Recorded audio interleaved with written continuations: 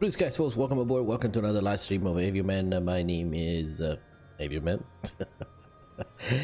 And today we're here to show you a new scenery from Milano Linate, which is one of the major airports in Milan.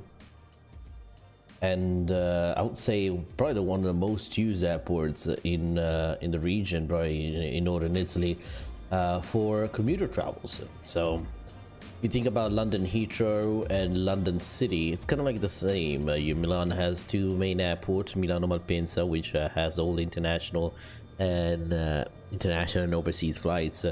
Meanwhile, you have Linate, that has all the local, national, domestic flights and routes from Europe.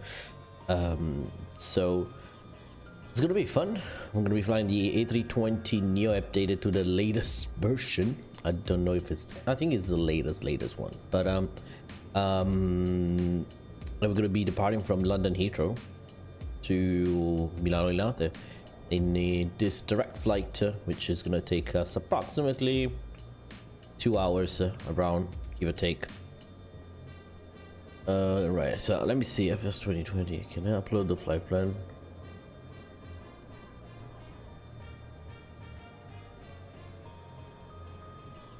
Try to see if I can upload the flight plan. No, I cannot.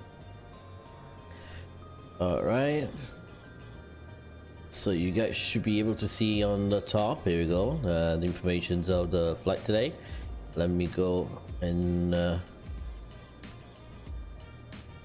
want to see, I want to send something on the chat here. Let me see.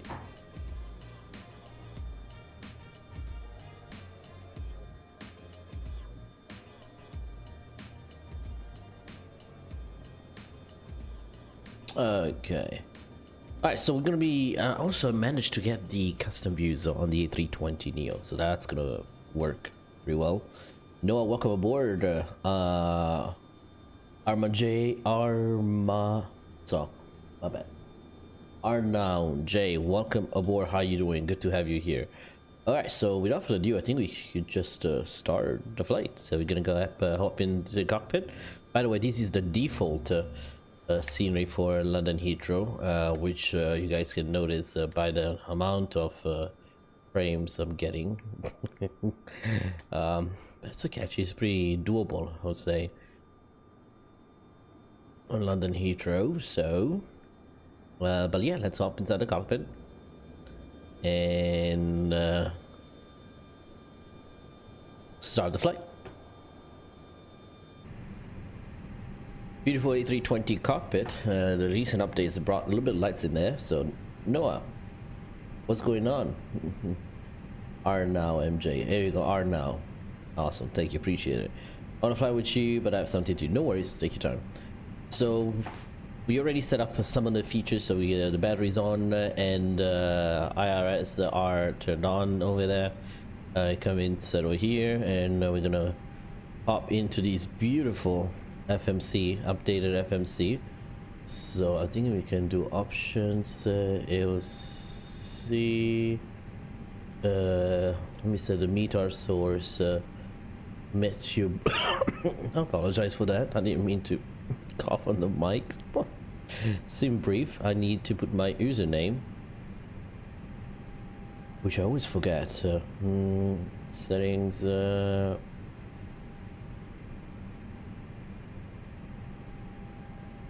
sim brief, okay, I think it's this. So then we can get the flight plan out.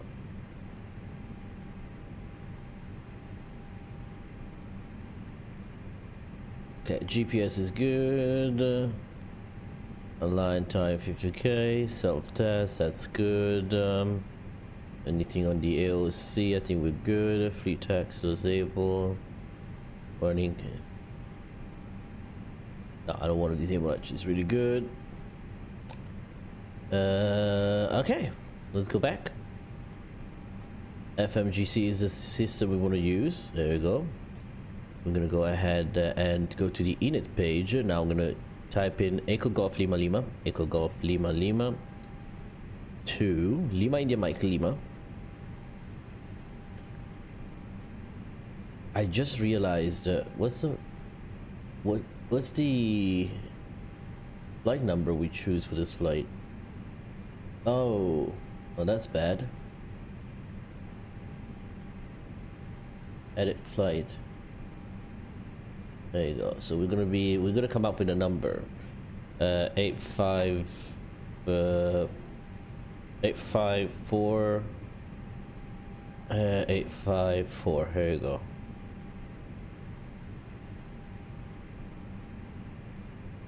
It should be updated now on the system up there. Let me see. Yeah, 854. So that's bad. We're not. Do 1475. Is that the one I need to do? 1475. Okay. Let's do that. 1475. 1475. 1475. Update. There you go. Now it should be good. Did you say not in database? What do you mean? Echo Golf Lima Lima Lima India Mike Lima.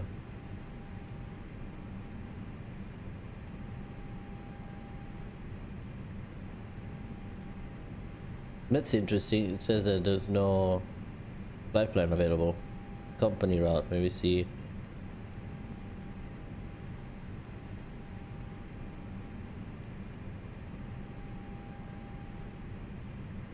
Oh, that did not work for me.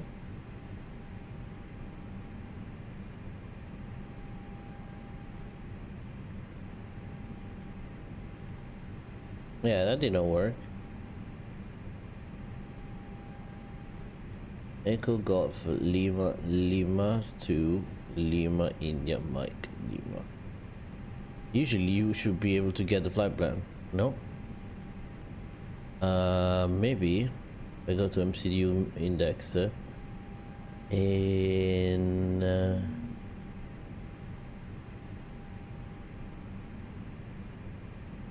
okay, in it. Let me see. MCDU index option AOC. Ah, that's the personal call site. Okay, I'll just go with it. I'll just go with it. Don't worry. Sim brief. Marico 93. That's my Sim brief account, right? Let me double check. Unless it's changed. Or we might have to do it from here. That's probably why.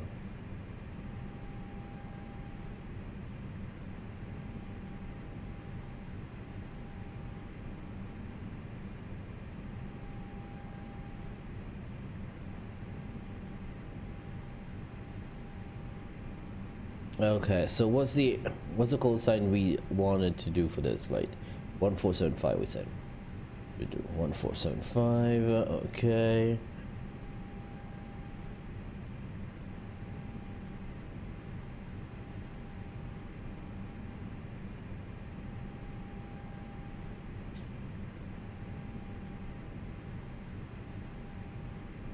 Okay. Let me see.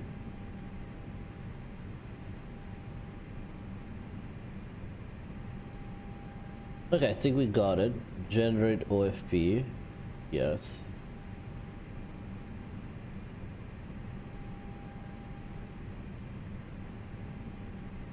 I'm just waiting for this thing to, let's see if that works.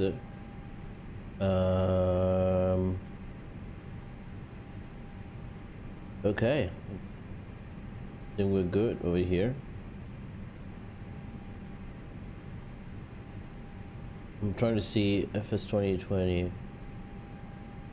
Where does it go? Oh, it's just put it in. Anyways, let's try. Let me try to do this. That's impossible. Let's try this one more time. Vehicle Golf Lima Lima to Lima India Mike. No, Mike Lima. Yeah, no. Well, I'll have to investigate that. Why it's not working? Otherwise, you get the flight plan, all the flight plan in. Thanks, guys, and welcome aboard. Hey, experience that some waypoints you can't delete on the FMC. For example, if you put in your arrival and you want to clear some waypoints from there, it doesn't work. Really, I never had that issue. Well, we'll check it out now. Let me continue the. Okay, so we'll have to put the flight plan in. So it's gonna be cost index first of all. We'll put the cost index and stuff. So it's gonna be where is it? 42. You're gonna be flying at 370. Okay. Now, probably have to go over here. Options. Turn. Actually, everything is in kilogram. Okay, that's good. Okay. No, no, no.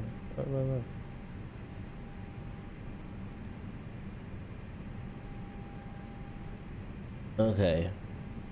Did you can't delete everything? No. There was a way to get the fuel, right? Okay, here we go. I think it's here. Yep. Now we can go ahead.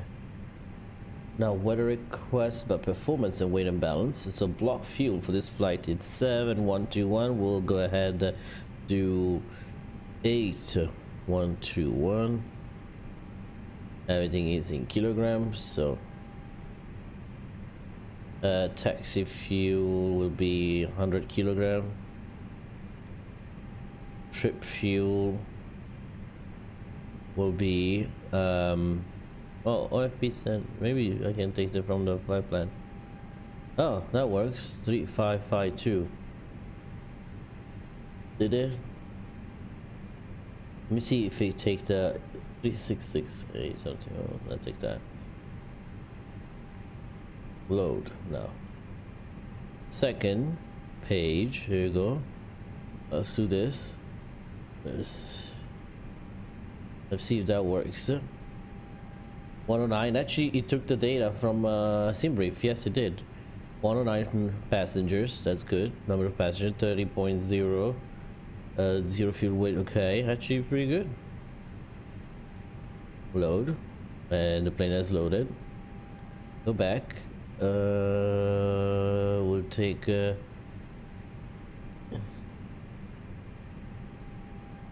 Few details. What is that? I don't know. Init data request. Okay, I don't know. AOC menu, weather request. We can get the METAR. Send.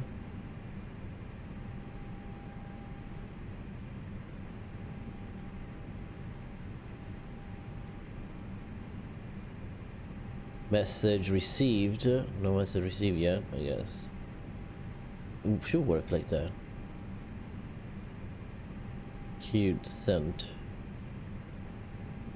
Oh well, no, let's not wait. Let's not just wait for that. Just go ahead. I got new. Here we go. METAR. Echo Golf Lima Lima. That's the METAR. So we got variable 2 knots. No visibility. Overcast 1500. 11. Okay. QNH 1012. Okay. I would like to say print, but no, we don't get print. Continue. No. Okay, init. Let's go here. Let me see if that works now. Echo Golf Lima Lima. Lima India Mike Lima. No, that's not. It didn't work. Anyways, let's go ahead with the rest. Init page B. Okay. So I thought that would fill up from here, but I guess it didn't. TSU. Okay. Let's see menu. Init.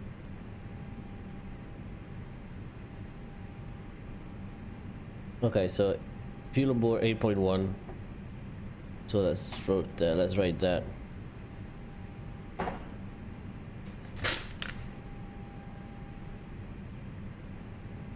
Okay, so fuel on board is 8.1. Okay, then page 2. Okay, if you remain okay, all and on, AOC menu, performance, weight and balance, next. Okay, so we're looking at 11372, that's for the payload, and then zero fuel weight 52.4, CG is 30.0. CG. There you go. That's kind of weird that I didn't populate it over here, but oh, that worked. That worked.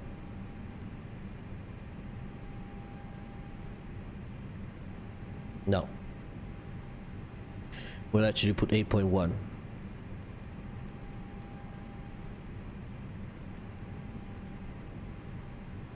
There you go. That is set. Now we're gonna go ahead and go with the flight plan. So we're gonna be departing from Echo Golf Lima Lima, runway 27 right. There you go. The departure will be the ModMe 1 kilo. ModMe 1 kilo, which is not here.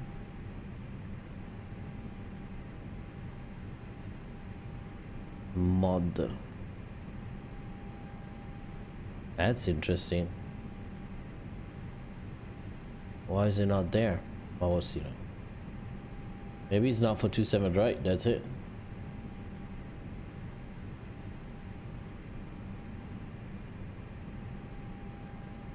Hold on. Maybe it's not for 27 right, so.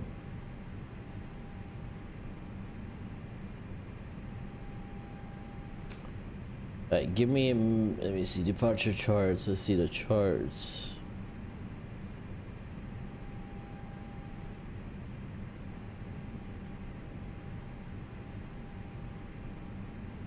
Why can't I get the charts? Okay, never mind. Sorry about that, folks. I'm just trying to figure out my, okay, let's get Navigraph at that point. So if this doesn't work, I get Navigraph out.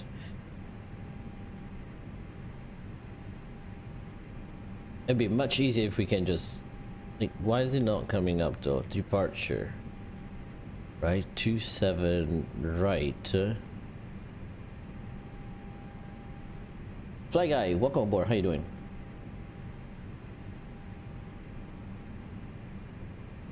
No active flight plan. Let me see. New flight from SimBrief.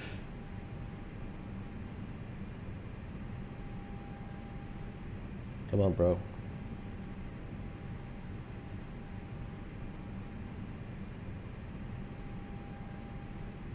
There you go. Departures, the mod. Okay, so this is the mod 101 kilo departures. So can I see it? So the mod 1 Julia is because they're not for the right runway. That's it. That's the reason why they're not for the runway, because SimBrief give us the wrong runway for it. So the mod 1 kilo is for 9 left. There you go. There you go. Mod me 1 kilo. Come on, SimBrief. You can do better than this. Okay, now we're talking about. From ModMe, we are going to Uniform Mike 185. Upper mic. So upper. Oh, hold on. So upper mic 185 to mid Mike India Delta.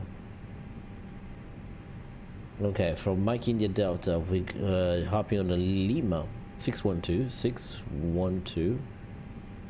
Okay, and we're going to Bogna will be over here. Bogna, Uniform Lima 612 again. Uniform Lima, Upper Lima 612. That's the upper airway of this Lima 612. And we're going to Resmi. Okay, Resmi. From Resmi, we're going on to Uniform November 491. Hello, here we go. To Melco. Melco. Christopher, welcome aboard. You know this feeling very well. What feeling? Think when things don't go the right way? Uniform Mike 164. 164 to Echo Papa Lima VOR. Echo Papa Lima VOR. Insert, I guess. There you go. Yeah, the flight pen has all the waypoints that we need. From Echo Papa Lima, we're gonna go to Upper November 491.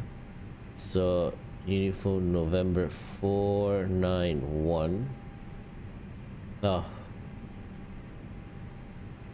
yeah. So it's Upper November 491. And we're going to Lasat. Make sure you guys smash down the like and subscribe button. That would be very greatly appreciated. Now we go insert, because then we have DevD, which is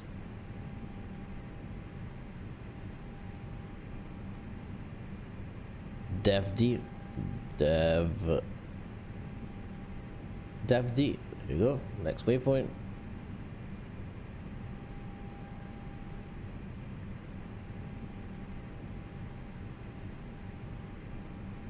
Oh no.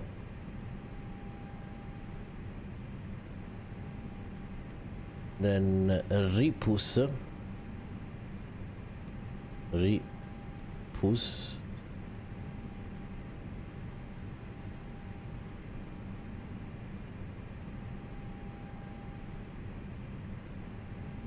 From Repus, we're gonna airway November 850. November 850. And we're going to Odina, which is back home in Italy now.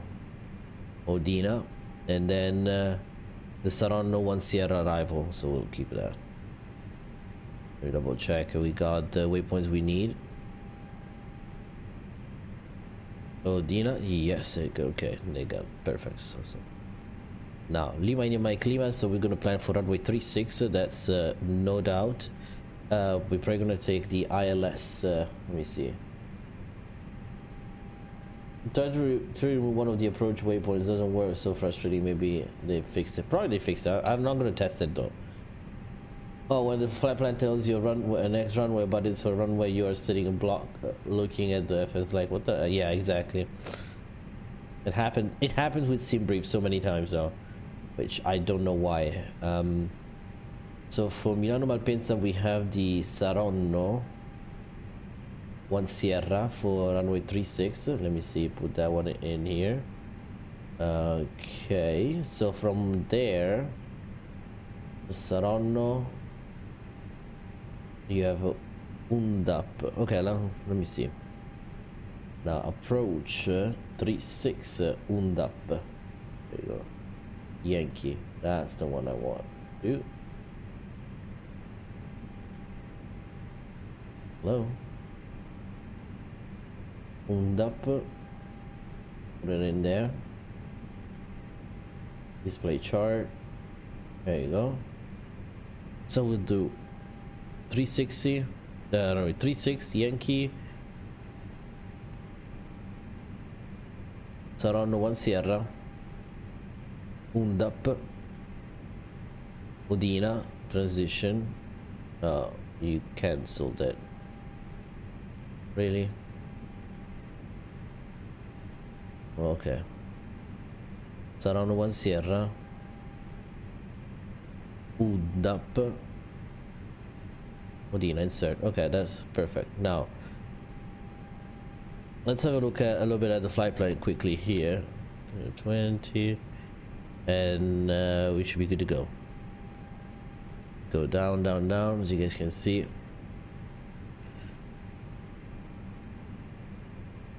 Okay, coming down, down, down. It's good. Little stepping there, a little step down there. That's straight down. Perfect arrival. Lovely. Lovely. End of flight plan. Good.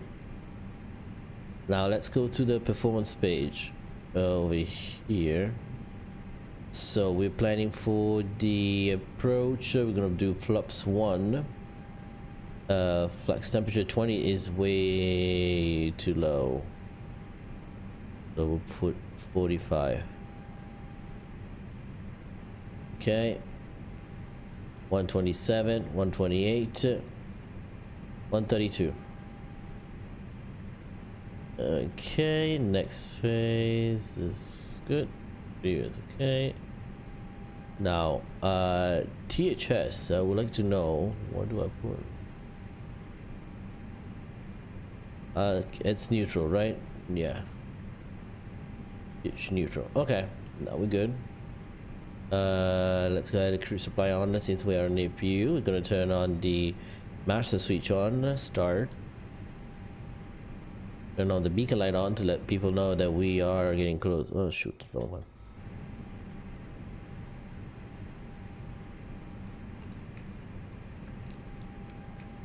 Good pump zone.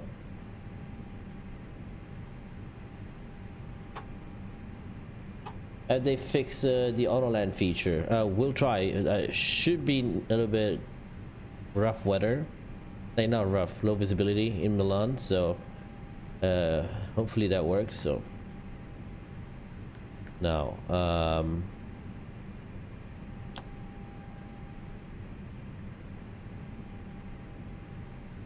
let's see now.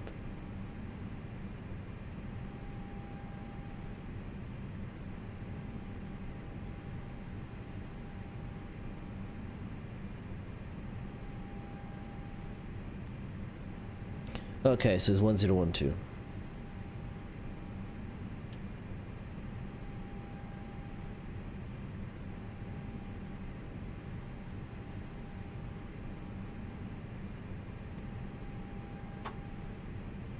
Flap is open, APU starting.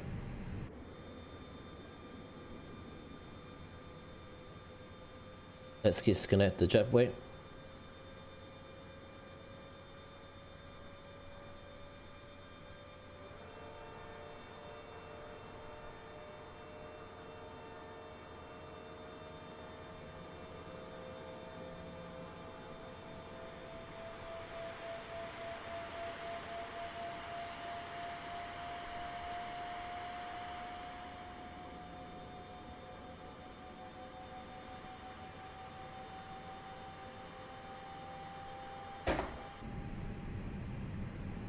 APU is available. APU bleed on. There you go. Gens are good over there. APU gen on. Okay. Yeah, that's the 8K. Yes, it is the 8K. Know what it called. There you go. Everything's good. External power goes off. We are good over here. And we put just 340, I believe, 340, I believe. Okay. Alright, so 1012 is set, 1012. Okay, we're good over here. Alright, so we're ready for push to start. So let's have a look at the charts now where we at. We are looking at, let me see. Wait, runways, okay, to Modmuk, let me see, go back here, okay, see if I can get the chart for the ground. The only thing I really missed from X-Plane 11 is the Avitab. I really miss Avitab, not gonna lie. Okay, so we are on let's see where we at.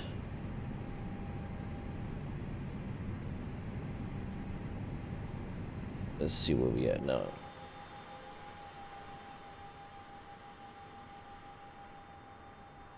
Okay, so basically the last part, I think. Yeah, before the maintenance. So we are on Kilo, 9 left. It will be on, basically we will be taxiing on Bravo and Kilo. So we're gonna, okay, got it. I got it. I got it. I got it. Got it. Got it. Got it. Got it. There you go. Now let's get better pushback. No, better pushback, but activate the pushback tug.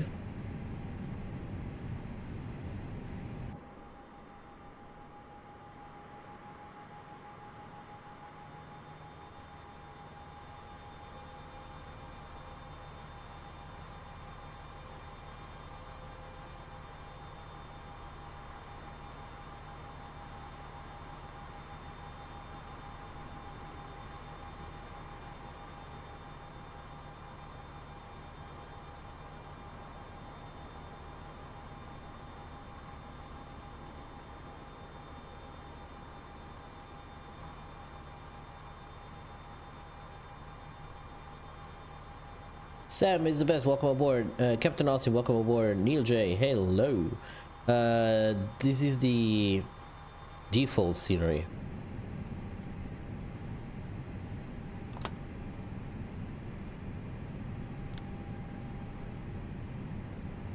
And it switches to the engine page. Start engine number 1. Engine number 2, my bad.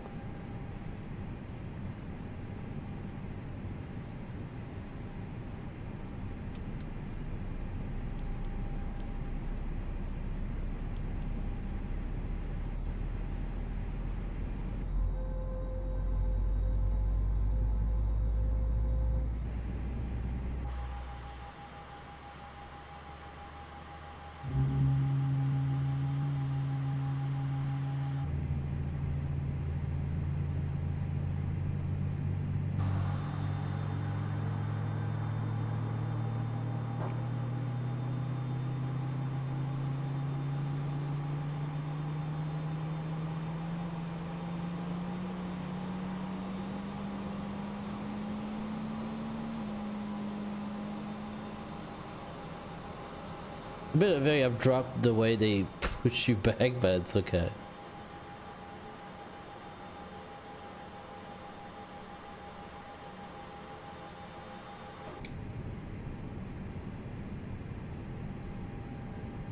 Okay, engine number 1 starting now.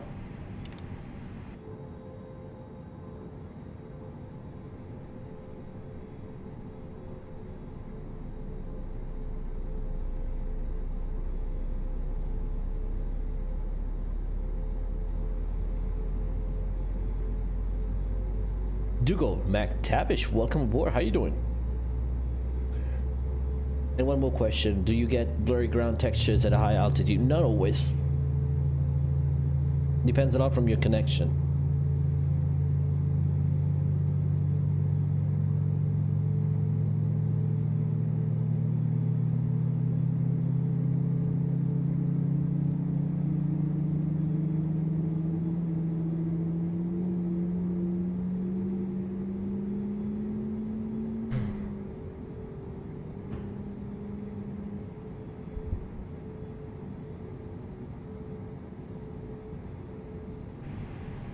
And you wanted to start it, I think. Let me double check. Available 1 and 2. Yep.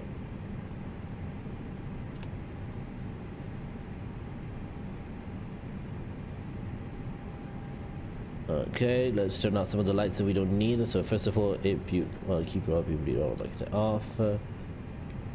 Okay, then I would turn on ISS auto, wing camera come off, taxi. These as goes on. Dome lights can be off. There you go. You can hear the APUs pulling down.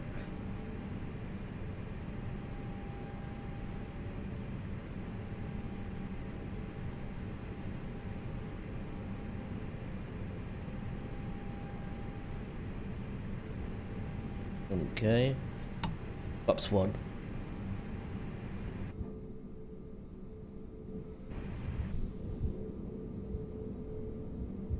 Flight controls check. Full left. Full right. Neutral. Left.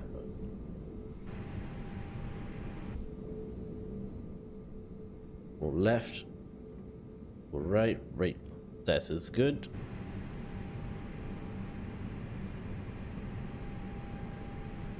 Auto brake to max.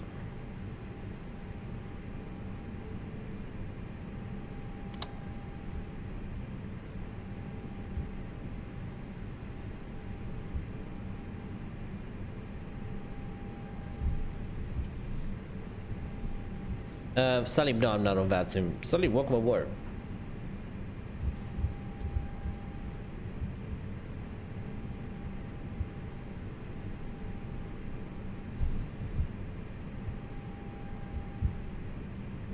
I mean, it looks great, the sim. I wish there was a little bit more optimization for the frames. Like, I struggle to get more than 25 FPS sometimes.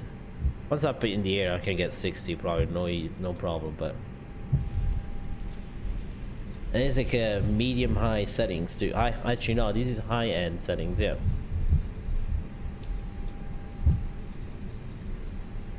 Have the brakes over here.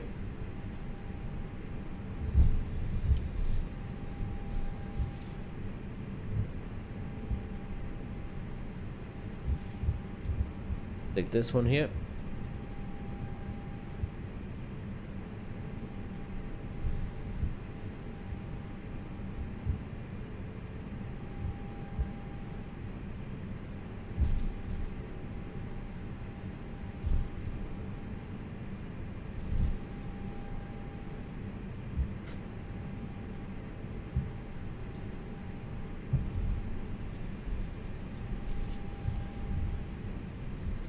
I said thank you, by the way. It's difficult to fly in Baston with these aircraft. Yeah. I mean, the recent update looks like much better. We're gonna test the we're gonna test the VNAV soon. Oh, look who's here. Bombaso. Just kidding, Mr. Bombaso. Welcome aboard.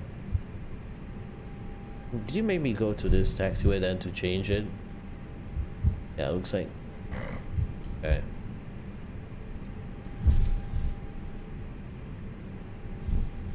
Wow. This plane on idle is ready, huh? Like he's ready for takeoff, this plane on idle. For days. It's okay. I still can't believe that Alaska had did not know. To be honest, he's not the only one that calls you Bombaso. There, either Dougal or someone calls you Bombaso, I think. I don't know. Not gonna throw anyone under the bus, but is this Bag that calls you Bombaso? I think it's Bag. I do not. Dougal is like, I do not. I beg your pardon. What you just said. Bombaso, right? I remember someone was calling you Bombaso. I'm like I know Alaska was, but it's just they really want to pronounce that A the English way, Bombaso.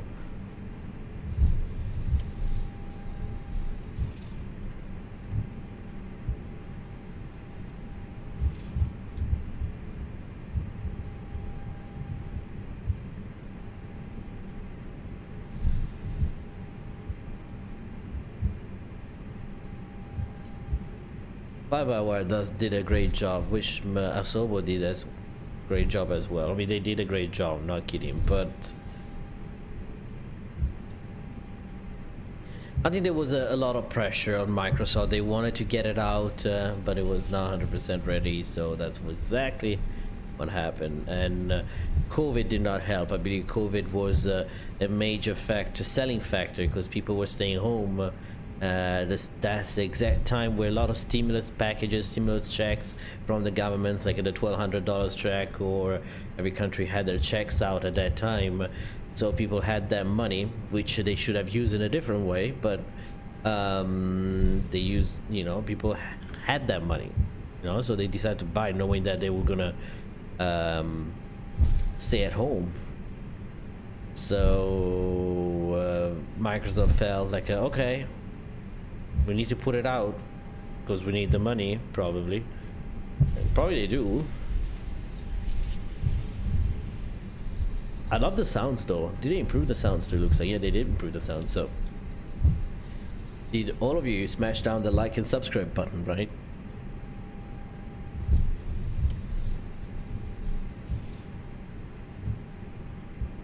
By the way, the marketplace is having a huge sales discounts on Microsoft, so if you guys check it out, I just saw it. Of course, it happened right after my Christmas shopping yesterday, so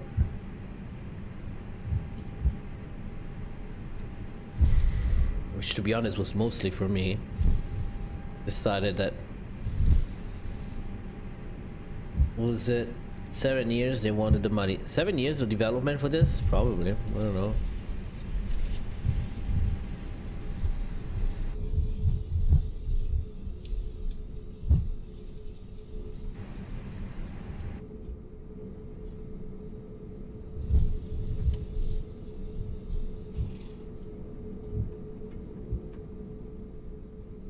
By the way, we found a way to get replays. I found a video on how to get replays on Microsoft, and that's gonna be by next purchase. I forget about anything else, but I'm gonna make that purchase. I'm not gonna get anything else except for that because I really need it. Lenny Lights can come on. Takeoff. Actually, yep.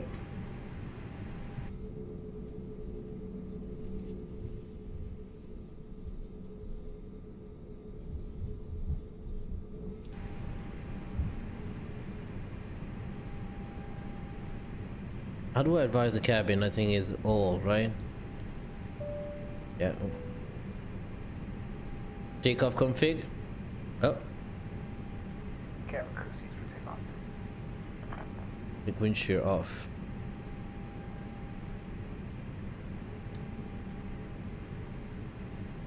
Is that what it is?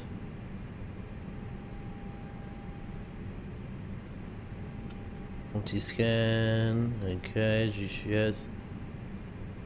Oh, okay, that's auto. That's what, shoot, never mind, you know what? Hell no. That's good. Takeoff config.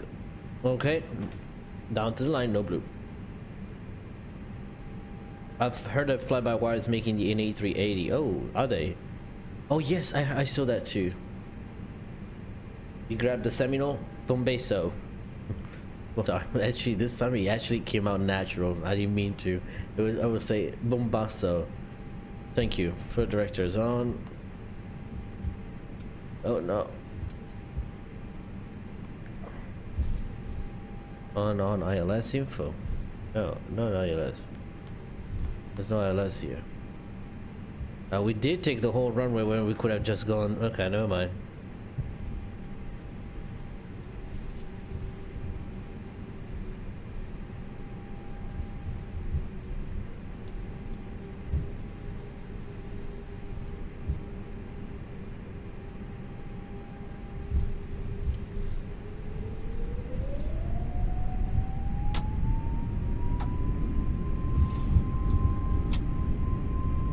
SRS flex runway.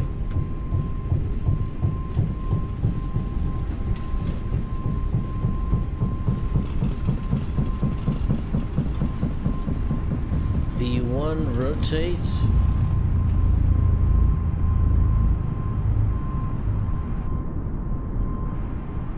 Positive rate, gear up.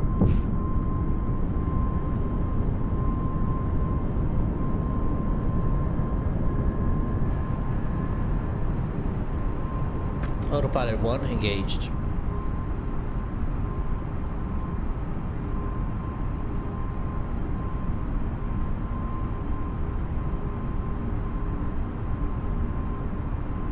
"30 seconds, okay. Trust. Turn on to climb mode. There you go.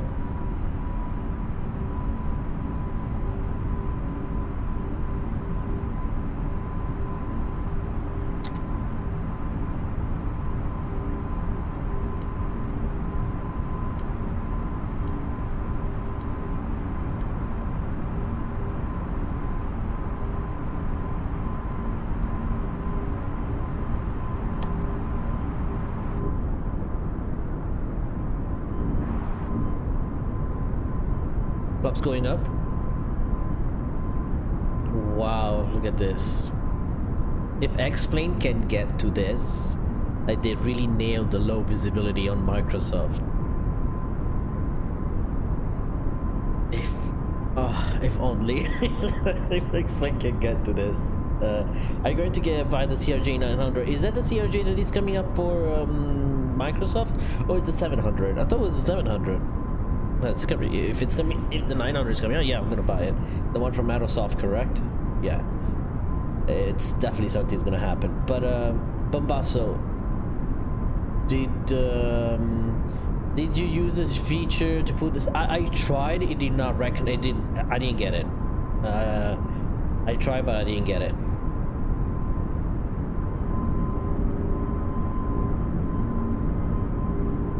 Let me see icing situation.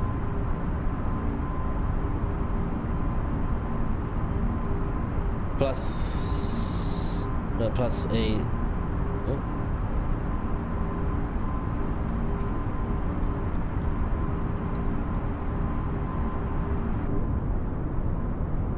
So we had set a cloud. We really don't need much anymore.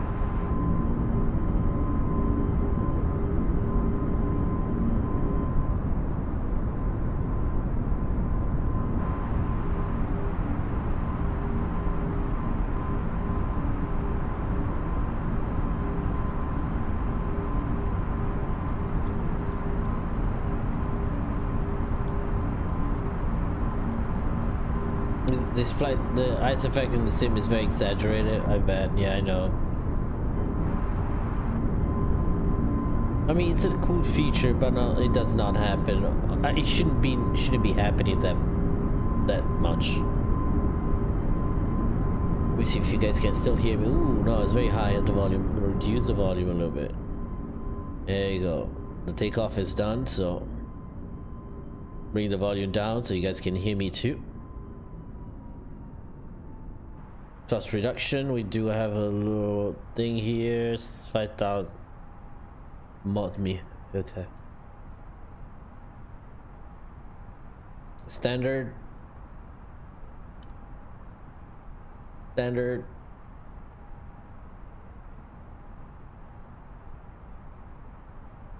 13,000 restriction. Yeah, that's going for it. Yeah. Final cruise level today. It's we said 370. So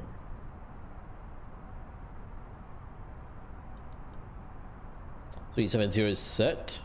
There we go. Can we get to 20 likes, folks? 20 likes.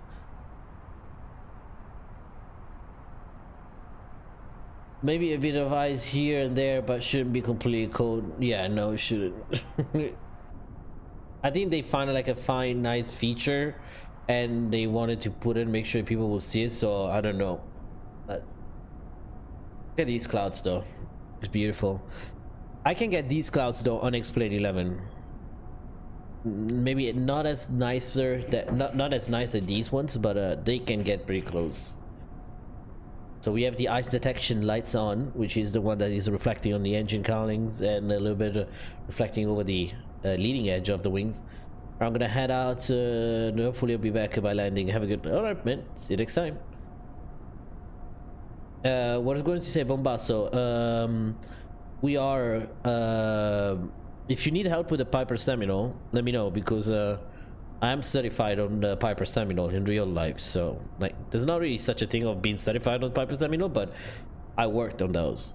So I trained and worked on those. So if you need any help, the checklist, I have the checklist for it. So you need help. What do you need help with? The Bombasso? It's a very easy plane, but I'll help you. Like the way you said it, like I need help, like something ain't right. The blade ground texture is because they haven't optimized the game better yet in high altitudes, probably. Like Bombasso is like, I need help, like capital letters. Oh, I forgot to turn off the labels. Ah, okay. Do you have any idea how to get replays on? Yes, I do. I do have so there is this Payware program that works also for P3D, I believe, and X-Plane 11. Whenever you want, you have to press record. So there is an instant replay mod, which is I think for the last 2 minutes of when you activate it. Otherwise, you can if you want to record a flight or a section or something, you can press the record button. It would record the whole flight log and everything, the information, and then once you're ready, you will have to click on that file. It will start a new flight. It says start new flight on the Microsoft kind of thing, and that will allow you to do the replay with that. And you can change even the weather, the time, and everything. So that's actually pretty nice. Look at the sun. Here comes the sun. Doo-doo-doo-doo. Here comes the sun. You know how it is. I want to do as closely as possible to the real world. So okay. We can do. Is there a way you can do shared cockpit on that?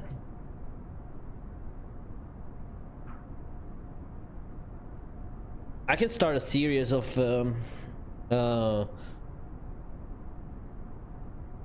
school has that plane too. Okay, yeah, that's pretty common. The Piper Seminole and what's the other one? The other one. There's another one, but there's two planes that is very common, very commonly used in flight school. One is the Piper Seminole for multi-engine. In Europe, they use the Tecnam. They also I think it's another Piper though they use. It's another Piper multi-engine aircraft. The Seneca is the other one.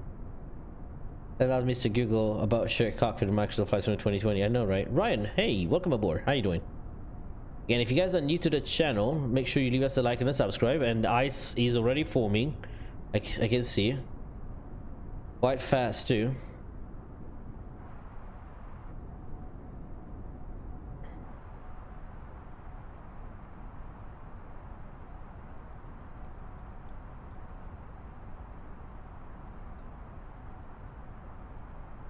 Severe ice.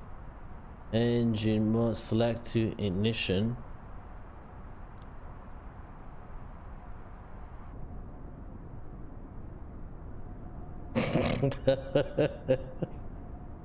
It's like when you just take out a pack of meat out of the refrigerator. That's how it looks like.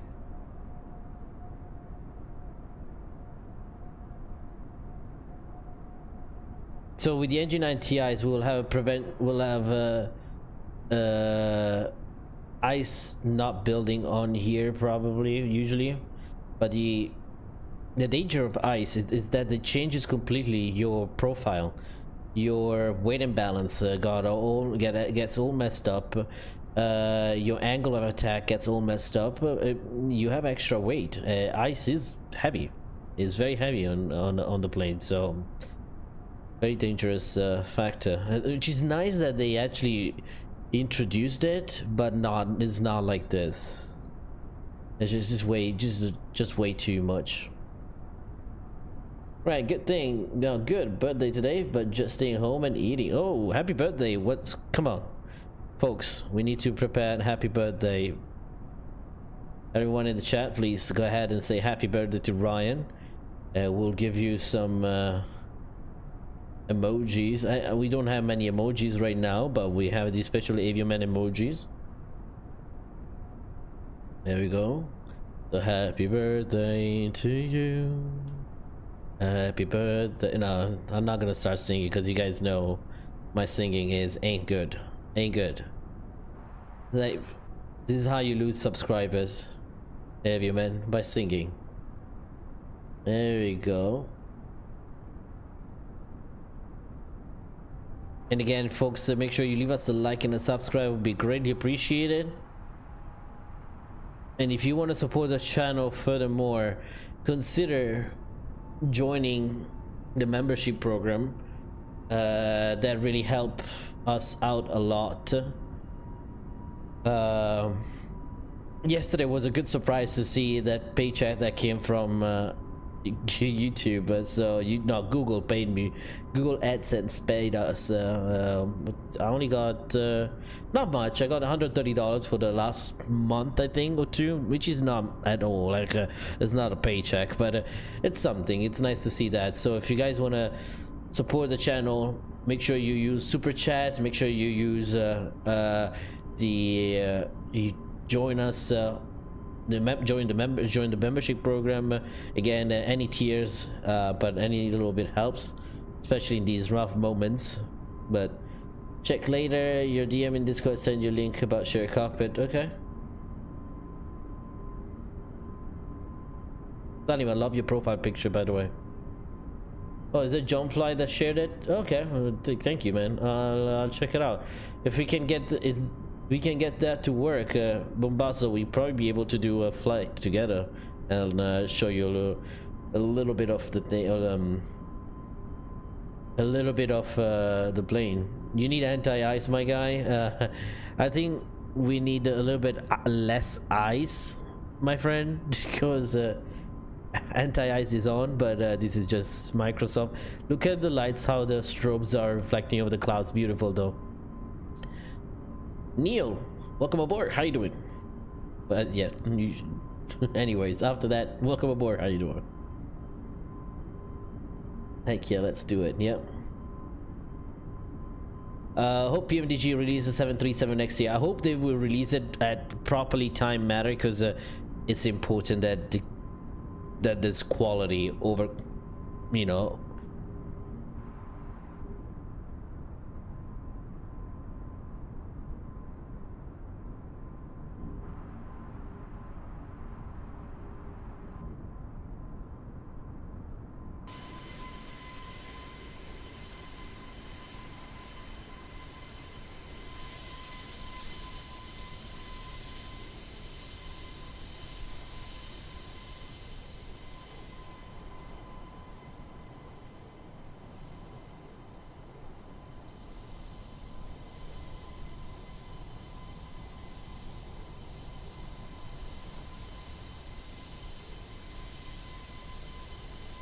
Oh wow, as you can see the link, that's cool.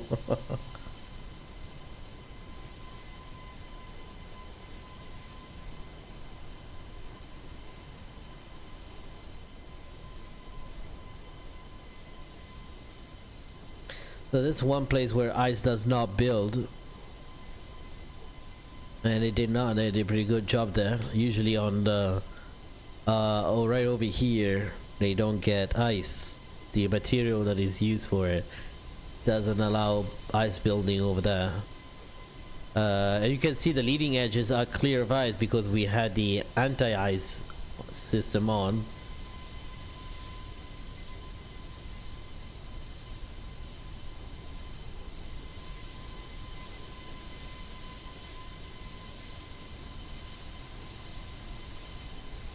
The reason why the engine cooling doesn't really get okay, so you guys see, look at that. Well, first of all, this is the impact area of the engine, so this is where the first hit of cold air comes through, right? Now over here usually it's very hot. This is where the seconds, the first and second stage happens. So there's a combustion happening, exhaust heat, so it's very hot in here, very, very hot. You don't want to have the camera on anything in here. The other thing is, so why would you think like why there's no ice on the rim? So the engine anti-ice is actually in here, so it's on the ring basically, because it prevents from ice building onto the on the ring, and because of the engine vibration, if the ice builds over here or right on the outer ring, those piece of ice will just detach and get into the engine and damage the engine. And there's actually a good aircraft investigation series that you probably have seen it. I think it was an MD-80, something like that, that got ice on the engine and the engine shut off. There we go, ladies and gentlemen, we are outside.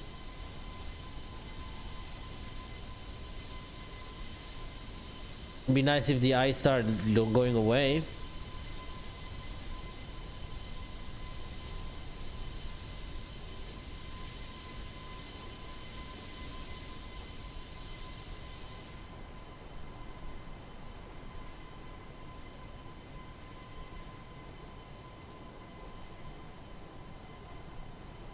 There you go. That would be great. I mean, that would be a very nice feature.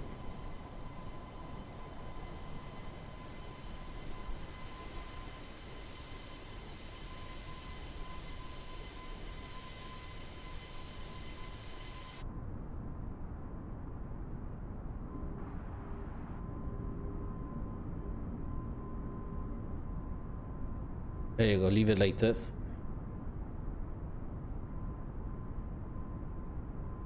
So how's the new fly-by-wire? To be honest, really good. I'm enjoying it. As in, I felt no issues whatsoever on the VNAV. The VNAV went up nice. It followed the restrictions of the SID, which is really good.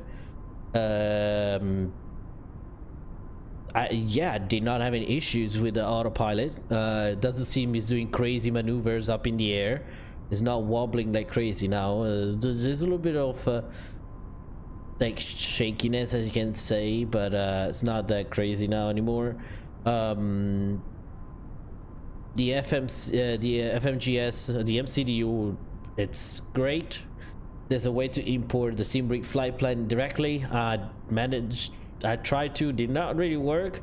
I probably did something wrong. I'll have to check again the tutorial from the 320 SimPilot about it. I might have misstep or something. Otherwise, this is really good. I mean, fly-by-wire, it's actually moving forward faster than Zibo did with the X-Plane 11 with the 737. I mean, the amount of development that's been brought to here. Look at some of the features that have been brought in are amazing on the Mac Do. Those are some amazing features. I mean, those are features that we did not see on X-Plane 11 for the Zibo 737 until like probably last year, with the Zibo mod and the Avitab feature that included some weather information. And again, some of the features are beautiful. I'm really enjoying this. I really am. It's gonna change my way of thinking about IFR flying in Microsoft. Of course, it's not as good as X-Plane 11. Probably not. We'll see the landing. We'll see how this plane acts in when you manually fly this plane. To be honest, the takeoff was beautiful. Like, I pitched up the way I wanted to, and it went up like the way I wanted for. So that is really good. I mean, the rest is Microsoft. It's not fly-by-wire. The issues that we are finding is Microsoft, like actual sim issues, like the icing effect. But otherwise, I'm really enjoying this.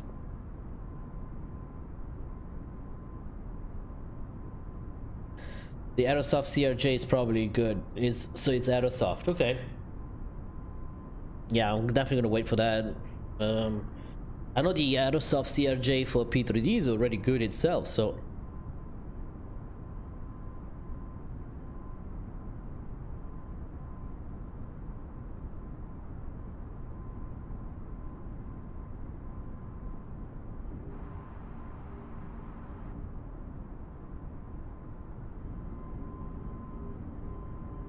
there you go.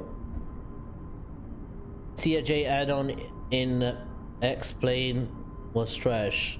Which one are you talking about, Mexicans? The CRJ 200? Because if you're talking about that, I completely have to disagree with that. That's probably one of the most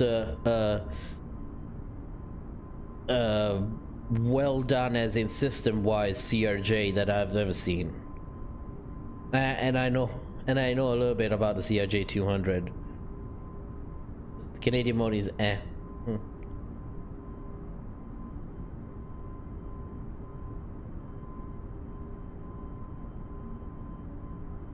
I would like there to be a custom cockpit, not gonna lie. Like for what? For the CRJ 700 Canadian mods? They don't have it right now? What do they use? I haven't tried it yet.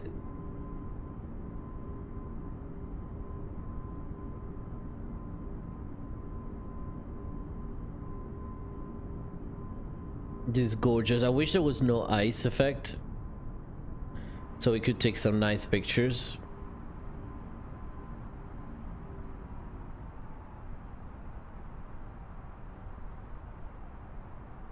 Flight level 370. First of all, we never turned off the fastest seatbelt sign and the landing lights.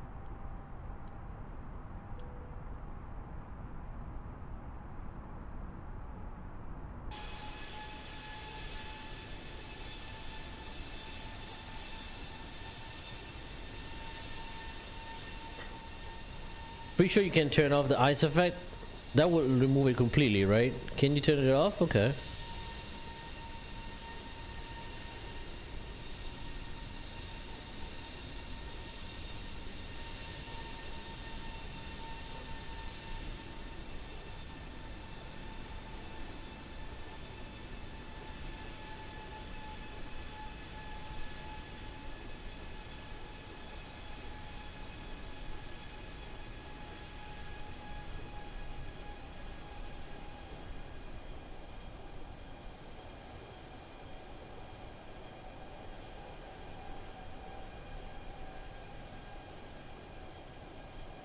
It's just beautiful. The problem I had with the CRJ was I couldn't check my flight plan. Again, are we talking about what CRJ are we talking about? I couldn't read the sits very well on the screen. It has some tiny screen, the CRJ 200, if that's the one you're talking about. It has a tiny screen. That I can agree with. But the system, the FMS is great. That's exactly how it is. The starting procedure is exactly the way it is. The timing for the starting to exactly those. And to be honest, the CRJ 200 has the best ever sound pack from BSS they ever made. That sound pack is the best sound pack they made. So it flies actually very realistic. The CRJ 200 has the flight handling, the flight dynamics of that plane are, according to a real world pilot that is a friend of mine flying for, well, he was flying before he got for a load too. He was flying the CRJ series, CRJ 200, 700, 900. According to him, that CRJ 200 is actually very, very well done. It flies exactly the same way, so I trust him.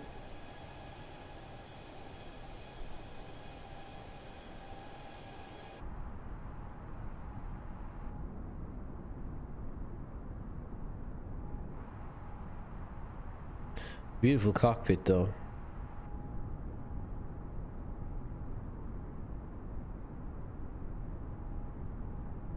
Let's leave it like this so far. So what aircraft you guys want to see on Microsoft now? Apart from the one that we already know about, the Aerosoft CRJ, what other aircraft you would like to see? I would love to see some helicopter, not gonna lie.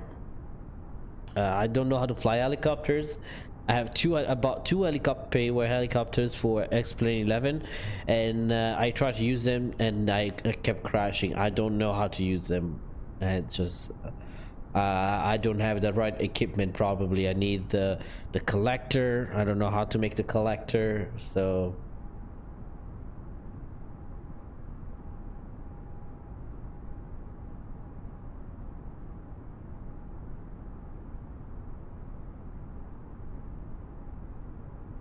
Jay says they have a glider for Microsoft or for X-Plane 11. Okay, Max Gausen says you would like to see in the Embraer E175, E190. True. The E2 version though, like the newest ones, I would like to see those. I believe someone in X-Plane is already making the E2 version, but not 100% sure. Okay, which one is that? Do you would like there to be a 7576? More than a 7576, I would like to see a 777. Because X-Plane 11 already has a 75 and a 76. The 777 sucks on X-Plane 11, so I would like to see a 777 instead. And if they can recreate the same wing flex that they have on the 787, that would be great. Come on, one more like, we get to 20. We get to 20 likes now.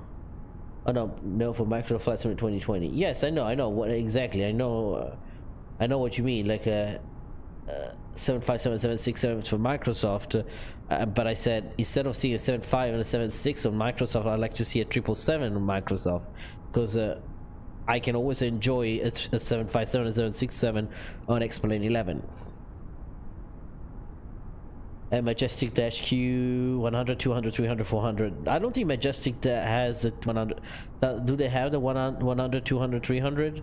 I thought they had the Majestic only has the Q400, which is not supposed to arrive on X-Plane 11 as FlyJSim. We're waiting for that. FlyJSim went very quiet about the project. I don't know if they hit a rock and they're stalling a little bit, or just what they do. They put an initial hype about the plane, they share some pictures, and then they go quiet for months, sometimes years. Like any news on the Tolis A340? Fly IC, I haven't heard about that in a while. Last time we heard it is when we all heard it. That's it. And so I just also don't understand why they're making the A340 what 500, not even the 600, the 500, which only few airlines operates it. And I believe Jar Design is making the A340 600, even though they both messed up, because I would have preferred to see an A340 300, which is the most commonly used across the world.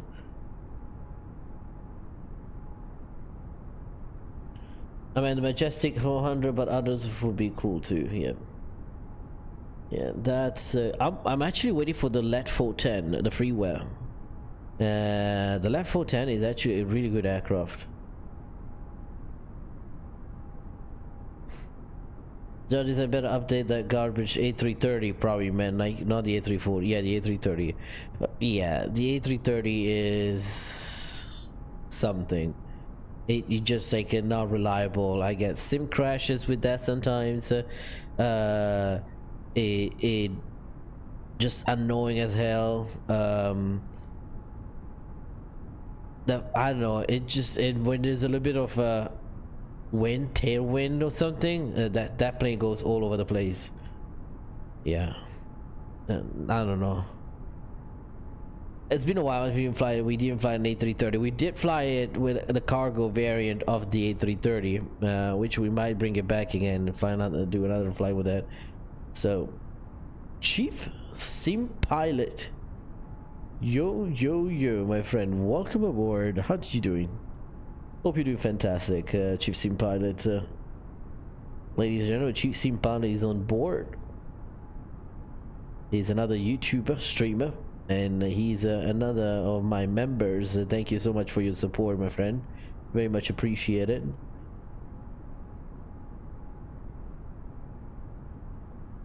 I'm thinking about buying Active Sky for Christmas. You recommend it? Fly IC for X-Plane 11? Yes, definitely. Unless X-Enviro comes up with the Vulcan update, Active Sky is much better regarding weather. So, and I use Active Sky and Enhanced Cloudscape, so I get the nice volumetric clouds and the real world weather too. So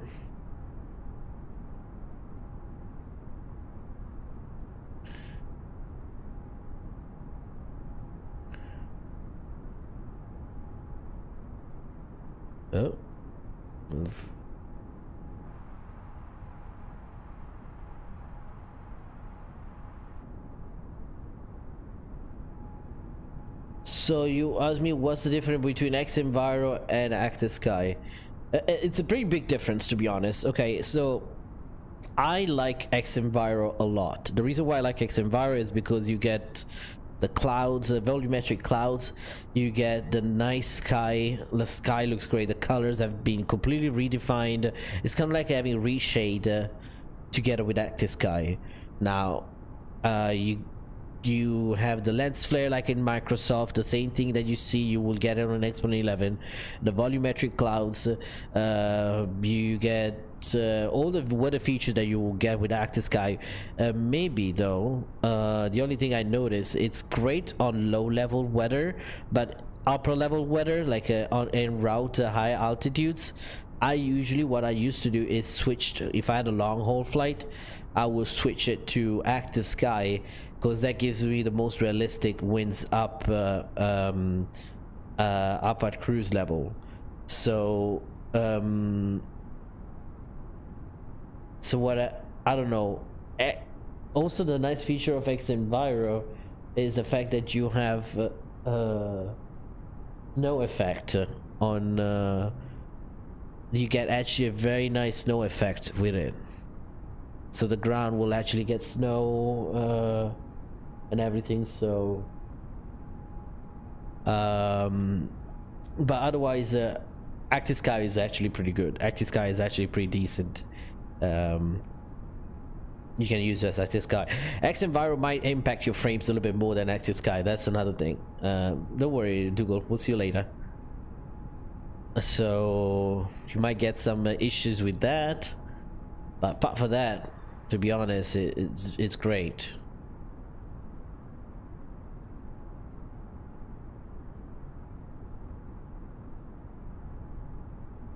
There's some beautiful views here.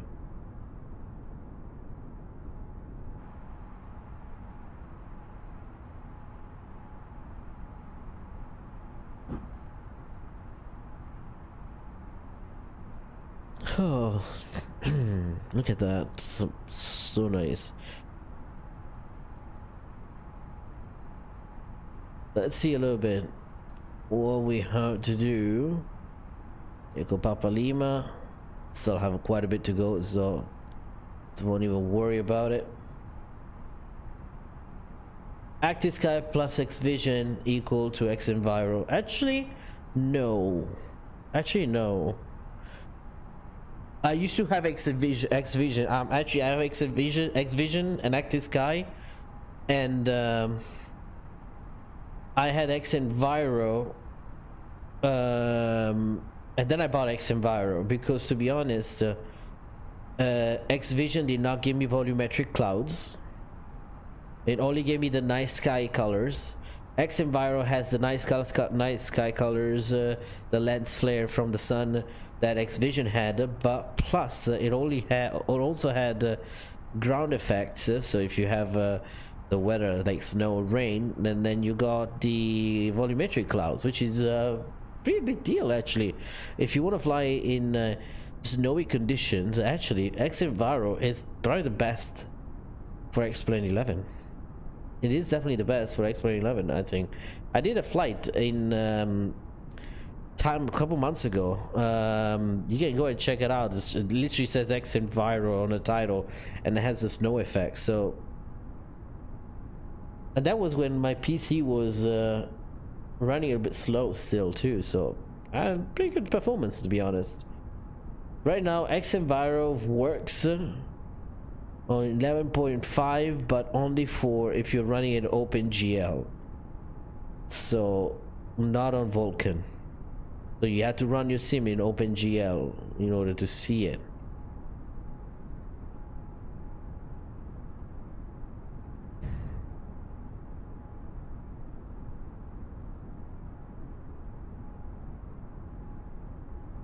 How much frames do I will lose? Depend on your system. So if the weather is crazy, let's say the weather is like this, you might lose a good 10 FPS. You might lose a good 10 FPS. But in normal conditions, the loss on frames is not that big. I mean, I get maybe 5 FPS. Okay, so you have a better system than me, because I have an i7 8 gen, I believe. No, 9 gen, not 9 gen. So I have a 97K, and I have an RTX 2070, not super. And I had, the worst I got was a 10 FPS drop. But again, depends on what are you flying, where you flying, and the condition. Try to avoid very stressful combination. Like I will never fly on XEnviro in New York with a Flight Factor A320.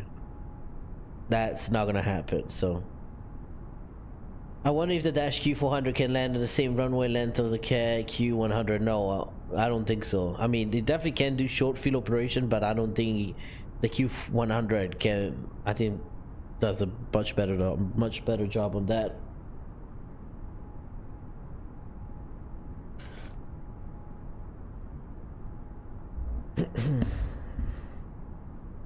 It's beautiful.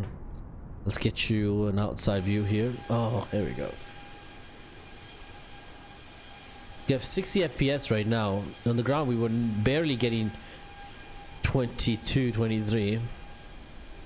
So they really have to work on their optimization.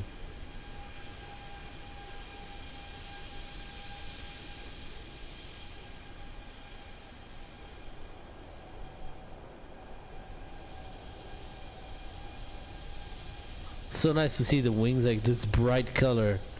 Because it's kind of wet, but which in real life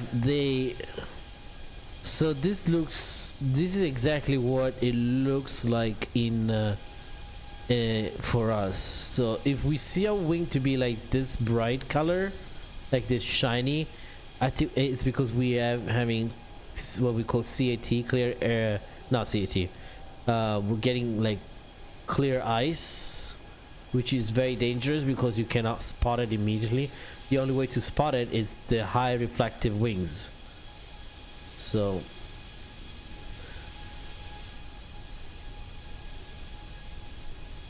I really enjoy this all the details they put on this A320 Neo though.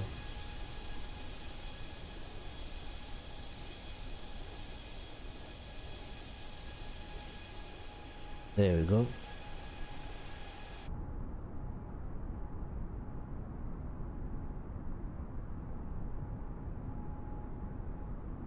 Let's show this side here. What do you think about it? Because it's pretty expensive. What, XEnviro? Yeah, XEnviro is expensive. And again, get active skies for now if you want. If you need some real world weather on flex plane level, especially if you fly on BATSIM, you definitely need it. And Active Sky does a great job on giving you the weather, the right weather. Okay, now XEnviro does a great job on the visual too. But if you're looking for something like just for weather, then it's definitely Active Sky.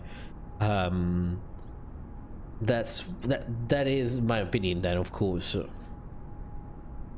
Anything, you know, what you guys prefer based on your budget.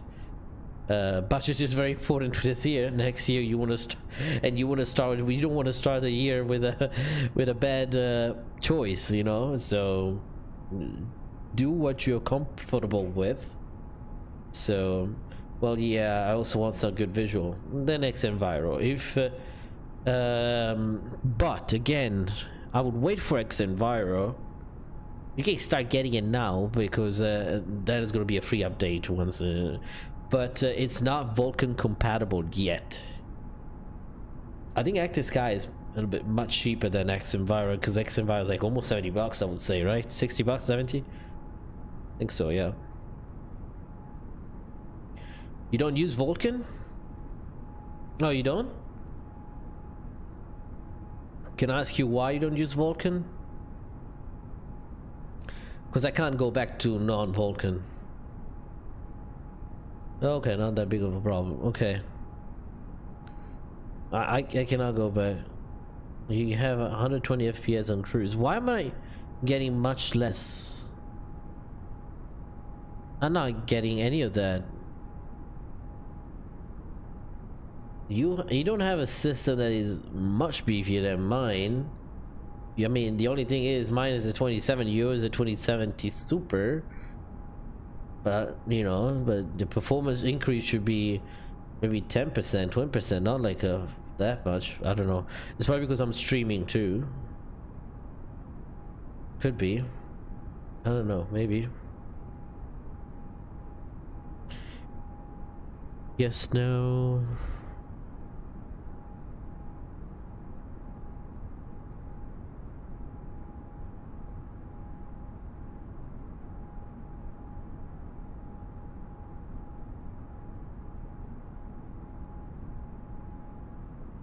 Okay, so I'm trying to see a few things I want to do. Right, if you don't mind, folks, I'm gonna be right back with you. And give me 1 second. I'll be right back with you. Just put you some music on and enjoy the beautiful views here.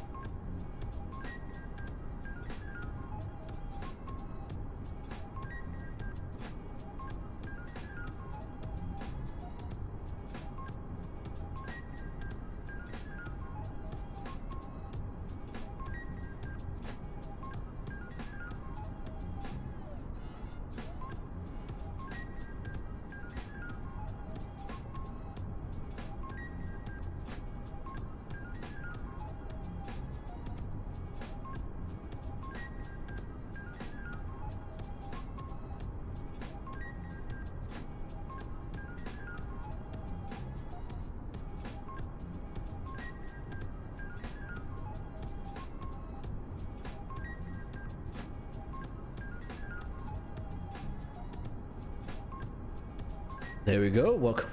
I'm back. Alessandro Chiappa, hey, welcome aboard. How you doing? Benvenuto a bordo.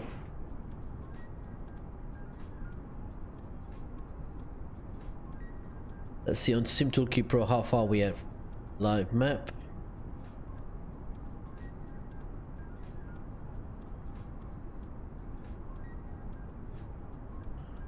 Okay.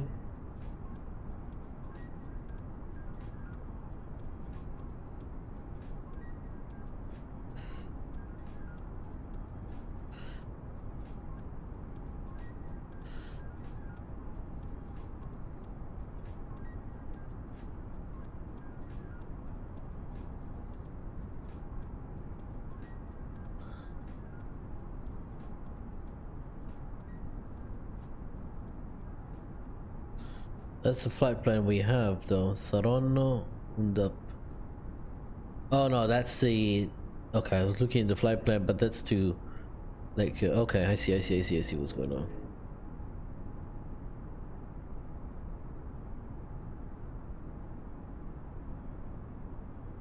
Oh, that's weird. Where's my top of descent?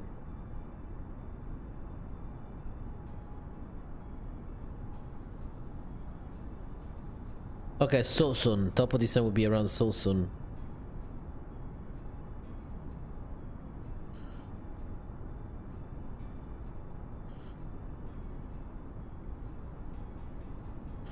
Okay, then let's look at the weather.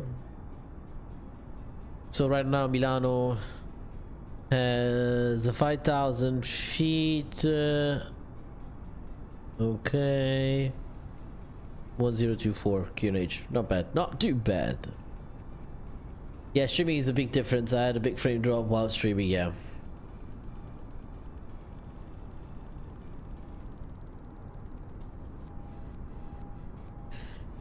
So we're gonna be landing probably at nighttime or more or less nighttime. So Heathrow to Milano Linate, folks. It's been the first time actually we fly out of Heathrow on my streams, because I mean we never flew out of Heathrow. Yep. I'm gonna turn these ones off right now. We don't really need it. This is just outside visible moisture. There you go. 1013 though here.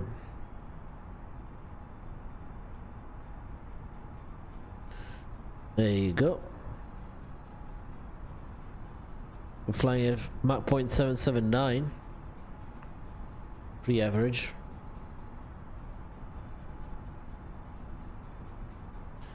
Alessandro Chiappa, how you doing?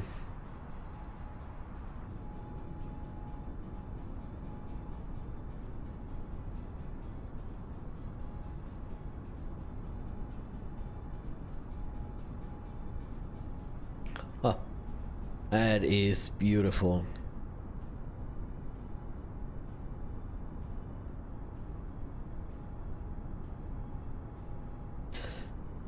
So this week we'll probably fly the A320neo more. So we'll see how it handles the sim. We'll probably have to get some sceneries though. Shouldn't the ice be gone? Yes, it should be gone, but it's not. Because it's cold up here, so the ice that was built in the climb, it did not get away. Usually, what happens is if you're climbing through that's why you put de-ice on your plane. That's why you put anti-ice and de-ice before you take off. They spray the wings with that liquid that will allow you to fly through the clouds in icy conditions and not accumulate ice. So that, because now what happens is if you fly through the clouds, you build up ice. The only place where you will remove ice is the leading edges, which is very important because that's where your angle of attack sensors are, and the engines. That's it. The engine, the front, the rim, basically. Everything else, if you get ice and you go through an icy condition, once you get up in the air, there's a high chance that ice remains in there because it's going to be either colder or the same temperature or still above freezing, but maybe less cold. There's moments there where it's hotter up than it is in like a lower altitudes, but look at that. Oh, beautiful.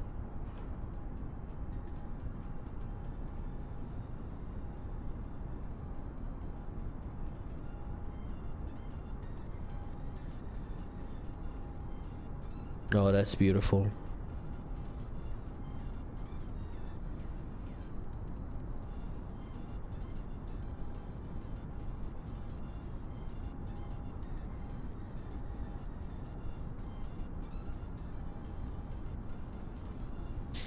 Thank you for the meter, Ghost Rider 115.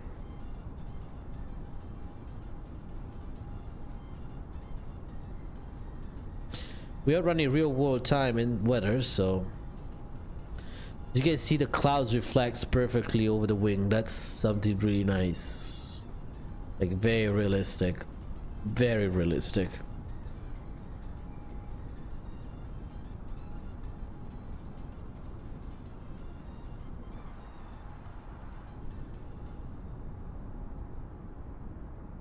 You guys prefer nighttime or daytime? Let's keep it nighttime. Come on, we can do that. It's nighttime.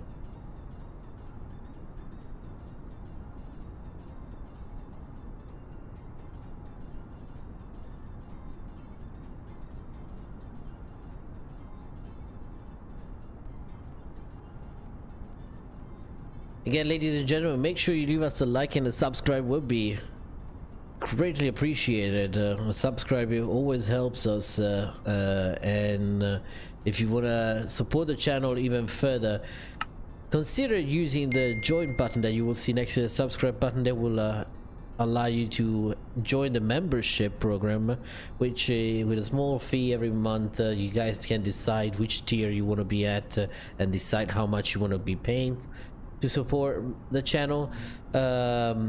There will be exclusive content, and again, once I have a little bit more free time, I'm gonna start putting out,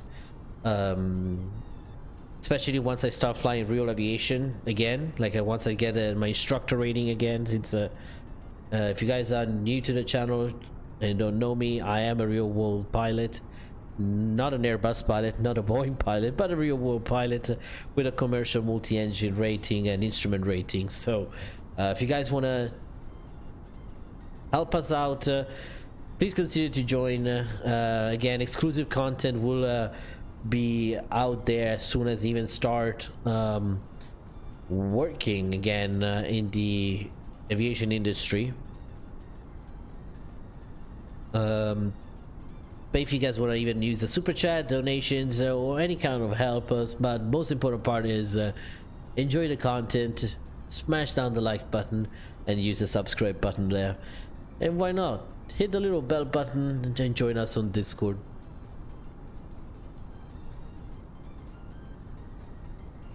There you go, Bombasso. Put my Instagram, our Instagram page out there too. If you guys are on Instagram and post pictures of aviation or flight simulation, make sure to tag us too. Tag us on Instagram, and let's build a nice little bit community. We do have a Facebook page too, and a Twitter account too. So everything will be in the description box down below, I believe so. If you want to support also the SimWin Supports community, which I am a team member and a co-founder together with Dougal McTavish, make sure you visit the website www.simwingsupport.org, where you can find all the information and the details of what we do, what are our projects, and how you can help this community by donations or even supporting our events. We did recently have 2 group flights actually that happened very basically back to back. One an IFR group flight on Microsoft, and the other one was a lovely Santa Express GA flight in Northern Europe.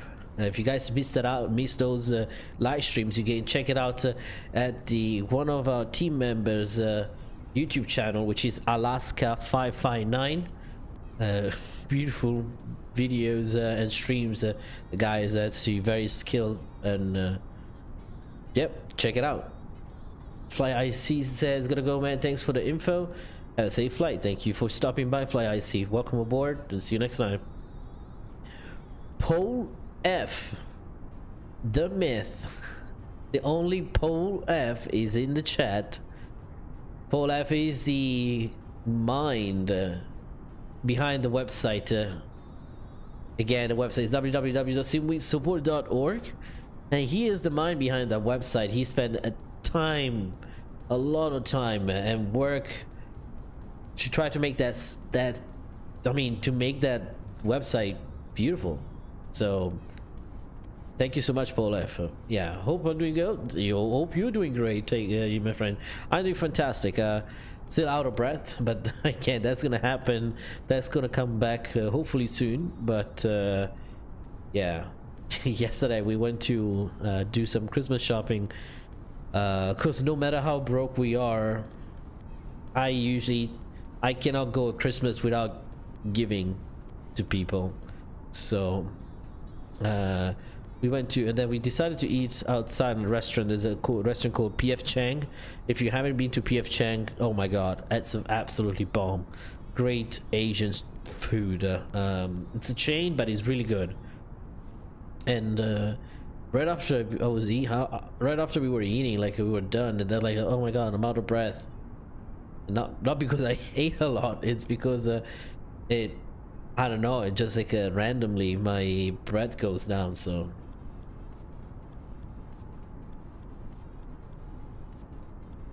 Dougal, Mr. Dougal, is the team working on the next group flight too?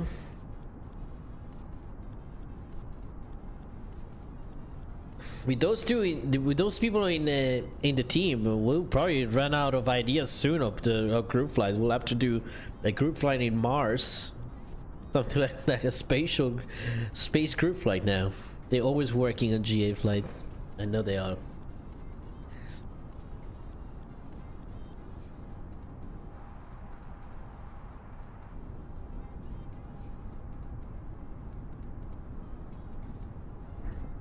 There we go. Now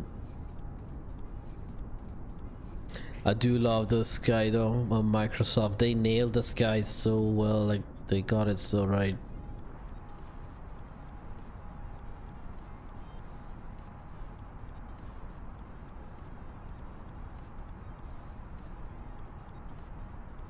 So that's DevD.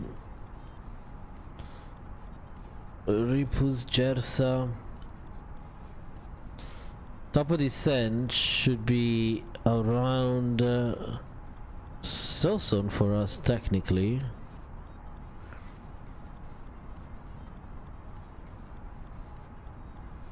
Right? Supposed to be, right?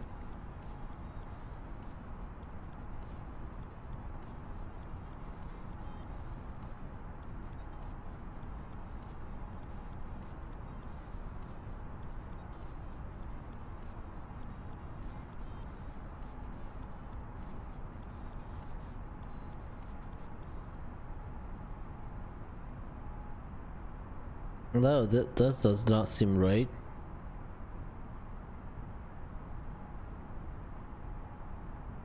Is the top of descent recreated on the latest update or not yet?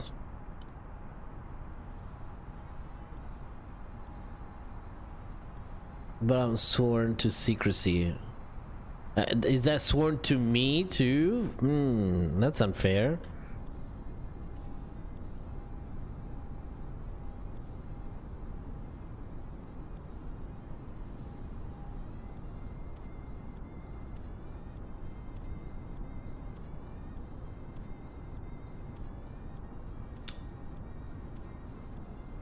There you go. I guess I want to check a couple of things. I want to know. I want to check one of the 320 sim pilots videos. Because I'm like, I don't know. Maybe I'm doing something wrong.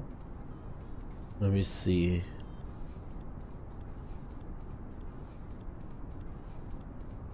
I can't believe it that our stimulus check for this time will be only $600. Oh. Damn. Okay, so 320.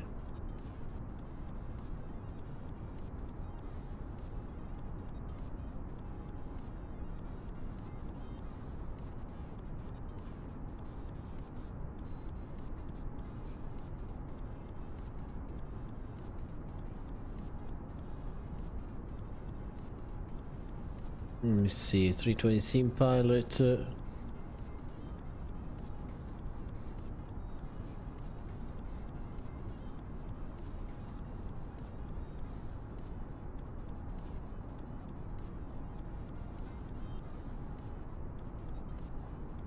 So I'm trying to see if we got the top of descent.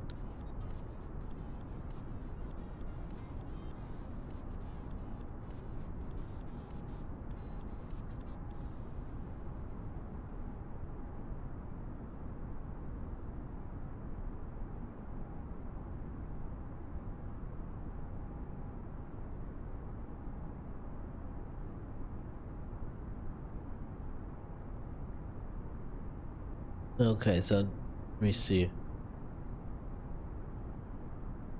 I don't really see a top of the sand there, but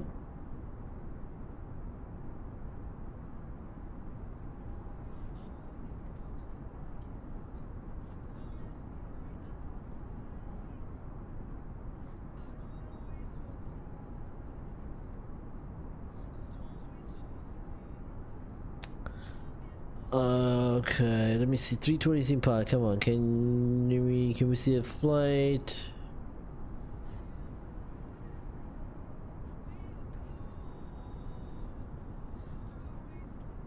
Does anyone knows if there is actually one?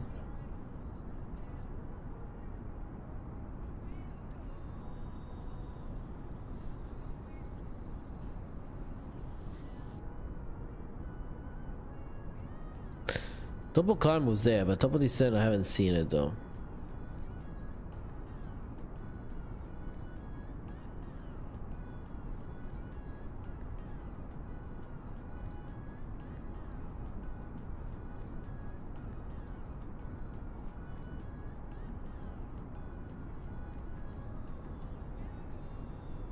You really don't know.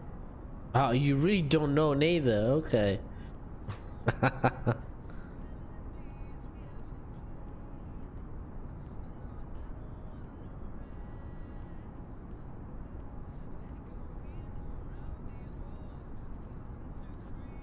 So I'm trying to watch some of the 320 Sim pilot video and see.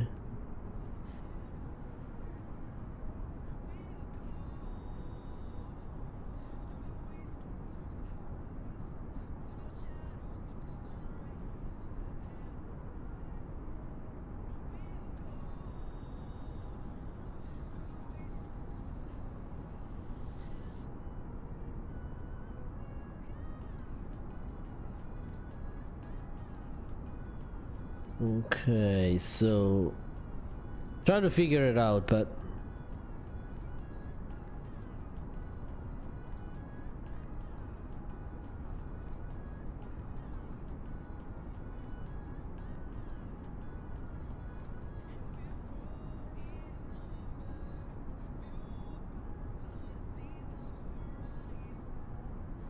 look at the sun going down, it's beautiful.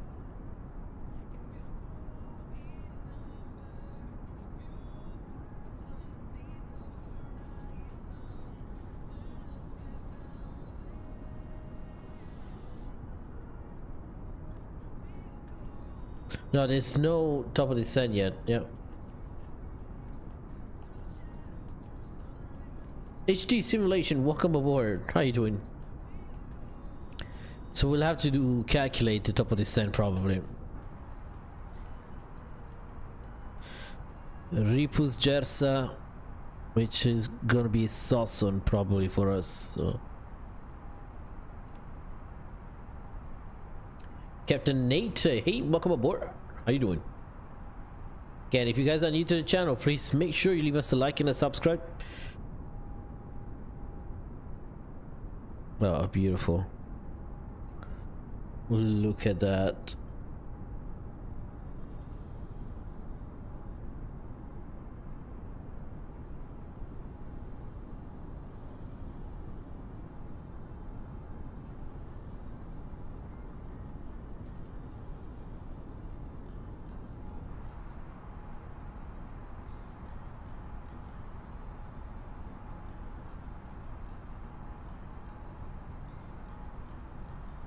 Okay, so we're waiting for the once we reach Sosson, we're gonna start the descent.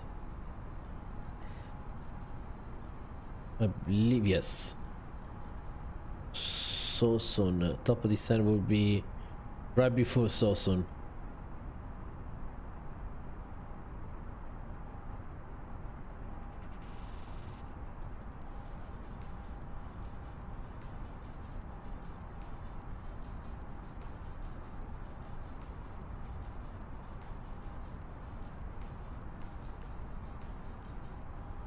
So runway, okay, let me see, runway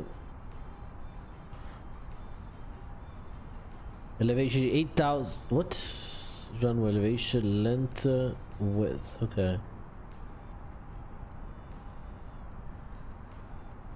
So it's an 8,000 feet runway, so we're good.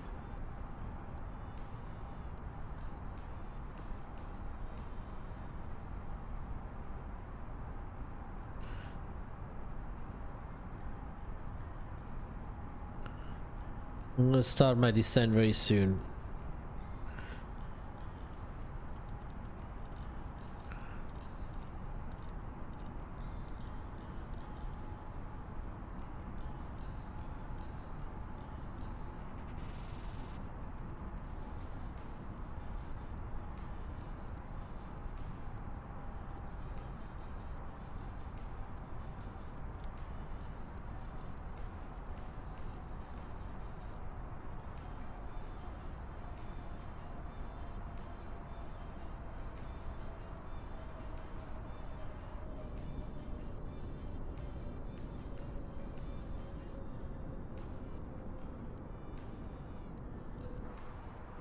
There you go, ladies and gentlemen, we start our descent into Milano Linate. We will expect to land about 25 minutes. The weather in Milano is actually winds are calm, a little bit low visibility, temperature of 9 degrees Celsius. Typical day in northern Italy for this time of the year. We might encounter some turbulence crossing over the Alps, so we require you to fasten your seatbelts at this point and return to your seats. The flight attendants will pass through the cabin for a final check right before landing. And again, I want to say thank you for flying with British Airways today, and have a pleasant rest of your flight. Toot toot.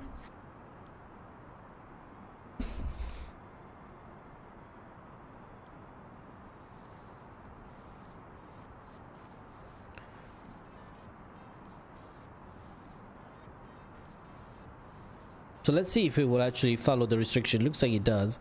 So we have to be above flight level 150. No, below flight level 130 here. Yes.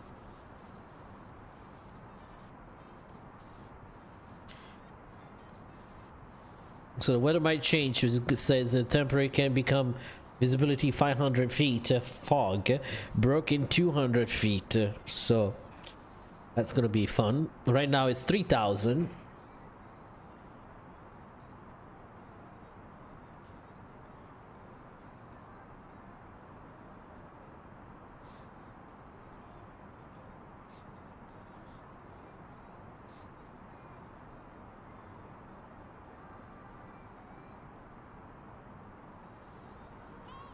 Ooh, hey.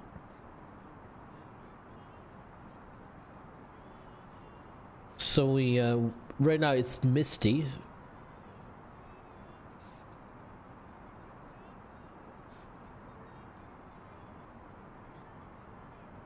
Let's end the music for now here.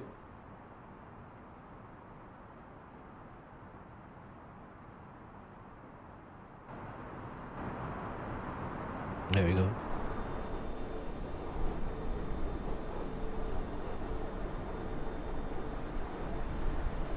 Late evening approach into Milano.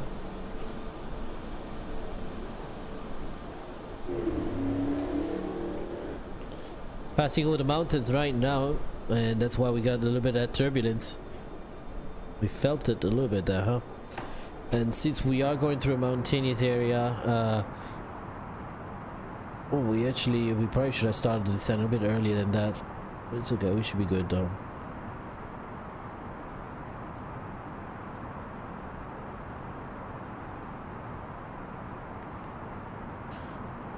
Terrain radar on.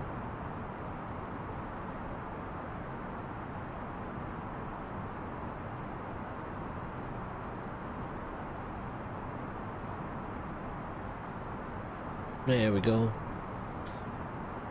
I mean, right in front of us we have Lake Como, I want to say. Let me see. We're coming from this side. I believe, yeah, that is not. It's not Lake Como, because Lecco and Como are the opposite side. Lecco and Como are over there.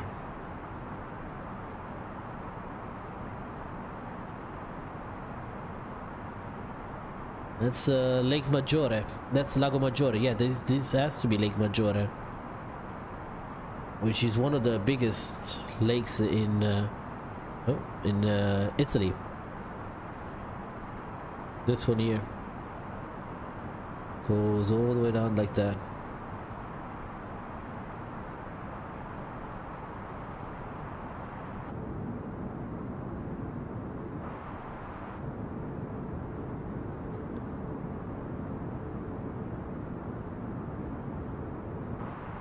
HD Sim, are you streaming later, you said?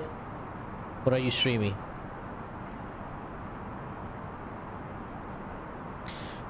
Fuel on board, we good. 16 hours and 5 minutes. I don't know that.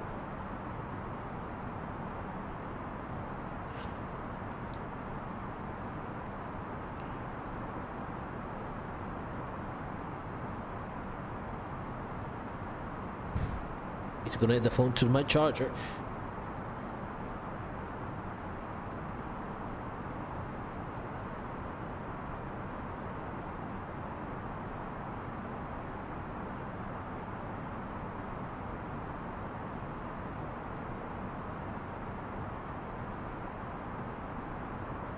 Okay, so let me see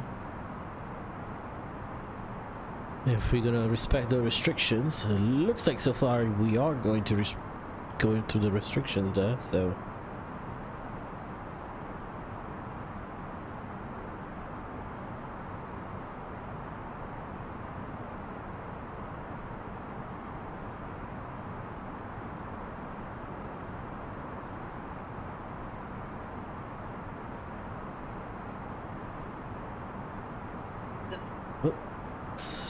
there you go. That's pretty well known. Every time we cross this side, we always get that little bumpiness. You know, guys, we haven't flown any GA flights recently. Oh, hey, salam alaikum, my friend. Welcome aboard.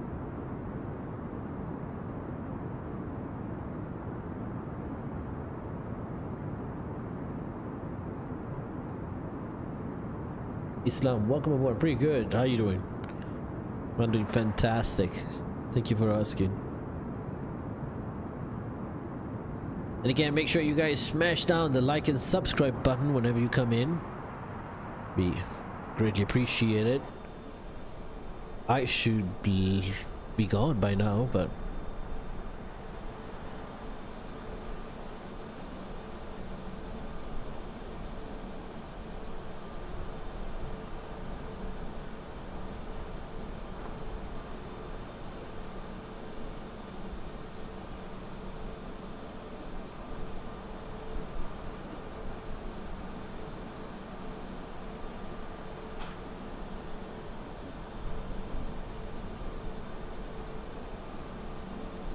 alright, brother.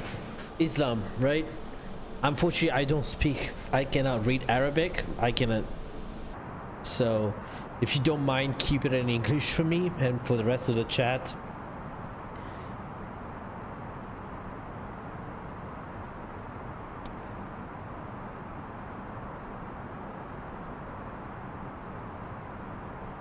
There we go. So, over here, that's Milano Malpensa.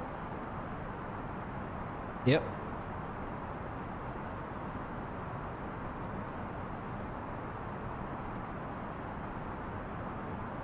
Okay, now that that is done, so let's go ahead and turn on the fasten seatbelt sign, which we didn't. I thought we did. No. Click the light on for a second. Make sure everything's good. Yes, sir. Turn lights off.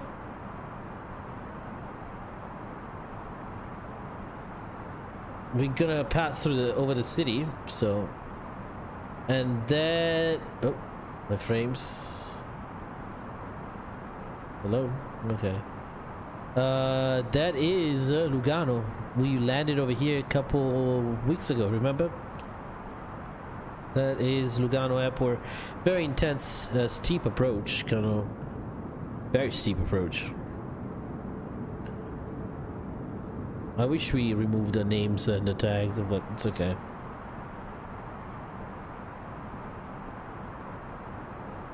So we're gonna get bombarded by frames once Milan start loading up. Because that's gonna be heavy. So Milano Malpensa is right here. That's the military airport of Cameri, where they do the works on the Eurofighters. Okay, so Varese is here. This is the city of Varese, I believe.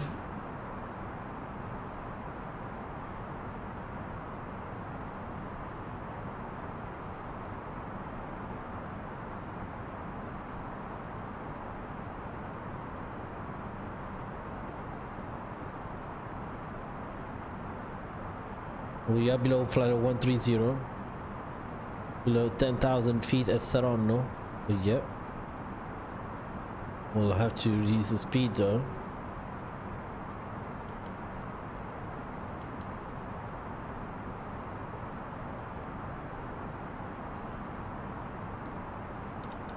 (1024). To hold the speed down, let's bring the speed lever down like this. 50%. There you go.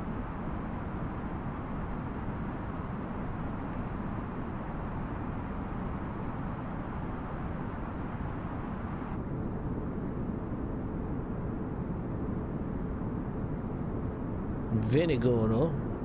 That's an airport a lot of kids do the flight training in.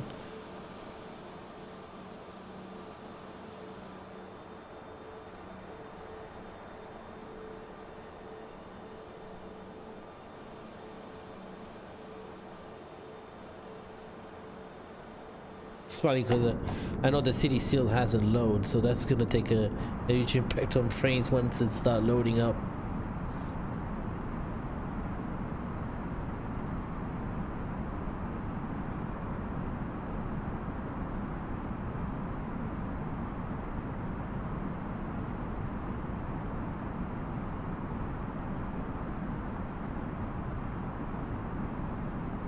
Oh no, what did I press?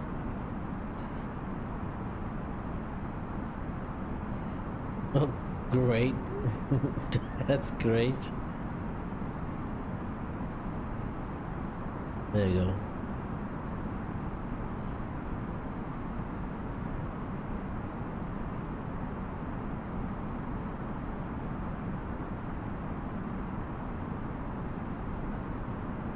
Alright, so next restrictions is in 1000, okay.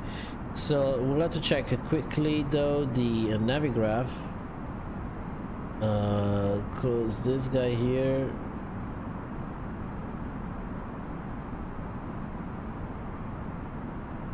Okay, close it. Don't need the airport chart close.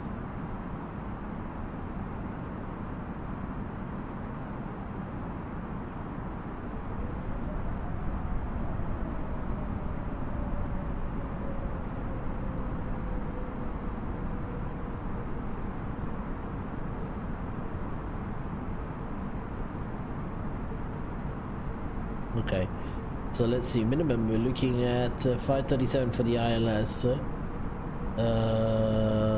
336, 537 for 200. Oh shoot, that's something we should have done.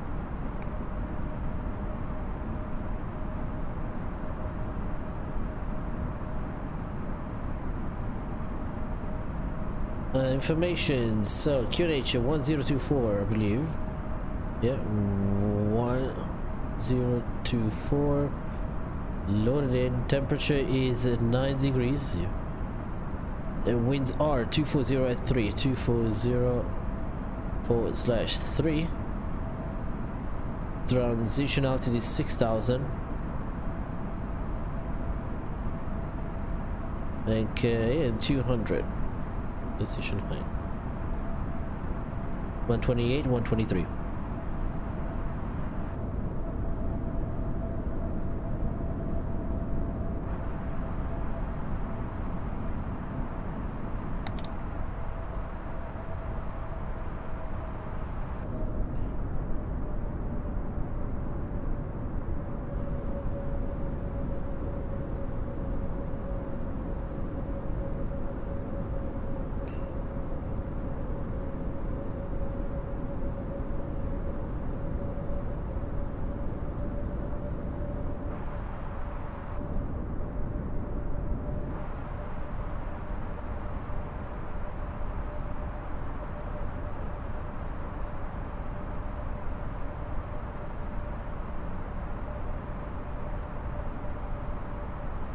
So we pass Saronno.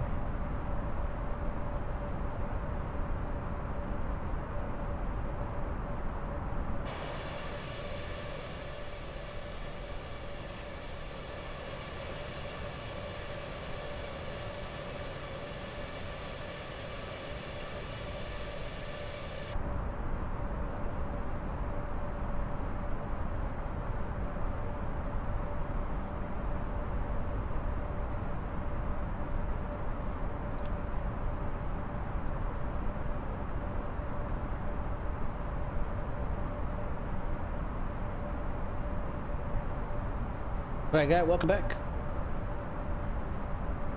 Christopher, yeah, good so far. The flight is really good actually so far. Yep. Please make sure you like us on Facebook, Twitter, Instagram, the Pony Express. No, let's just kidding. Trying to grow a little community and hopefully we'll have social media up and running ready. It's already up and running, but did the VNAV work or did it? No, it actually worked. I couldn't see the top of descent, so I just have to go for it. I should have this top of descent now, but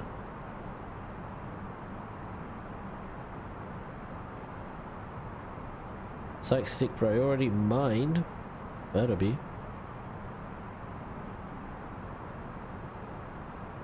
Okay, we are on the approach phase now.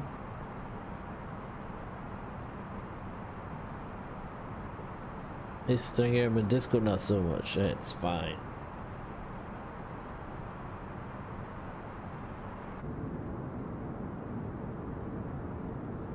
Let's go at flops 1. That will help us reduce the speed a little bit, just a tad. That's the amount we need.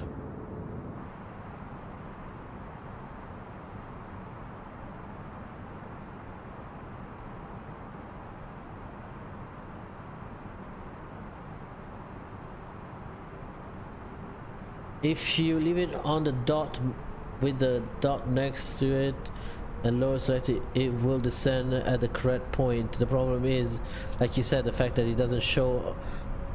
Oh, okay, so it does work. It just, I was like, you know what, let me do it. So I pressed it anyways, so.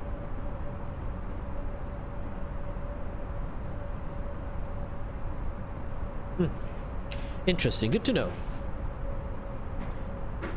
Oh, come on, we have 27 likes. Can we reach 30 so we can get to 50?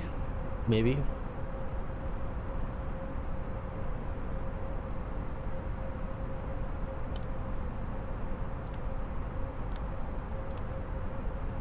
There you go. That's something I wanted to look. It does not seem right to me. But it could be just...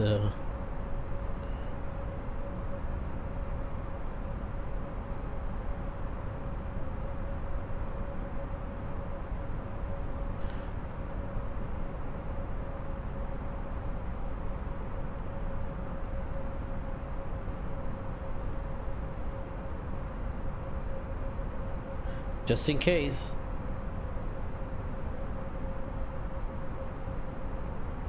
You just have to make sure that the orange dot is next to it. Yeah, so all I have to do is just select the lower altitude, that's it, right? Because it's already on a dot, so. Okay, 3000, that's all we need. Sorop. No, we're not doing Sorop.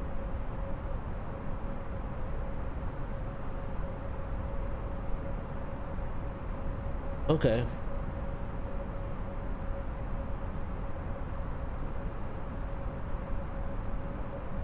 Yeah, the flight plan looks a bit odd. I mean, this thing looks a little bit odd, but it should catch it. Are we gonna even try an auto land, or are we just gonna take over and do it? Yeah, no, it was on. What I did, I selected 3000, pressed deselect and reselected.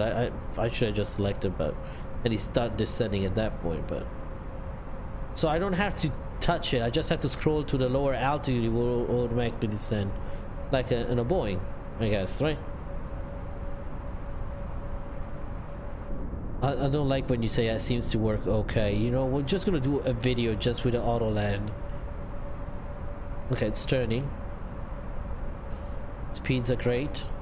Everything's good. But let's come on now.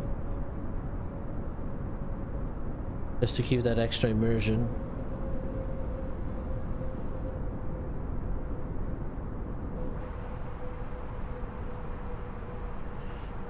Okay, it's descending, so VNAV is going down in a good way.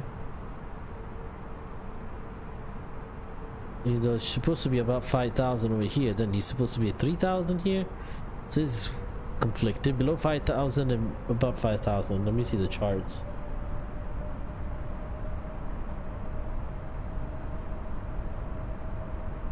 Doesn't say anything about it.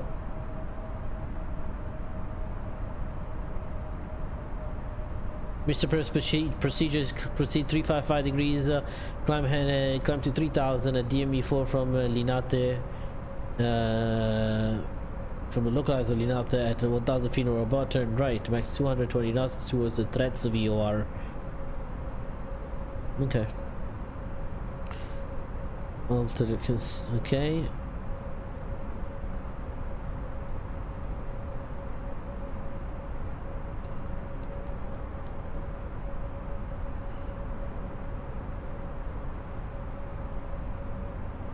I'm wondering if he's gonna do the 3000 or not.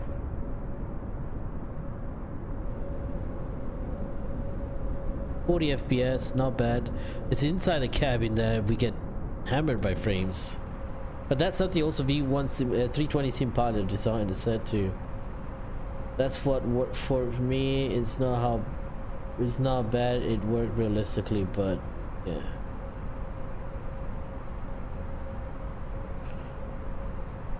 Let's see. Visibility. We'll plan for a Cat 3 approach, but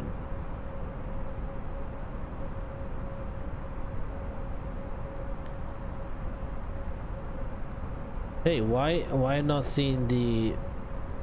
Oh shoot! Where are the ILS frequency? They're not there. Is it not automatic? Are you kidding me? Okay, 109.55. Okay, and the course 355. Enter. Darn it.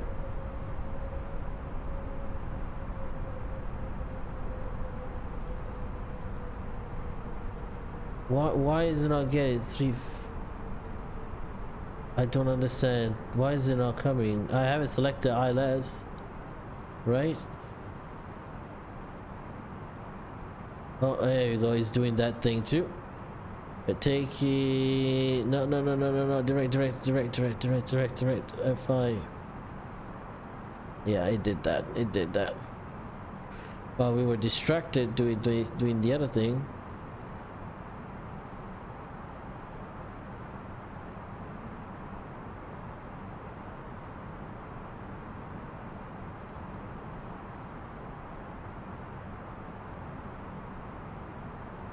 It did that.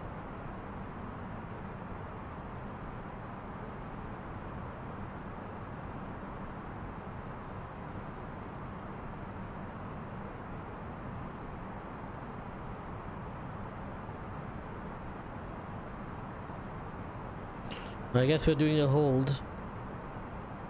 But don't descend below 3000, please. We're a very crowded city over here.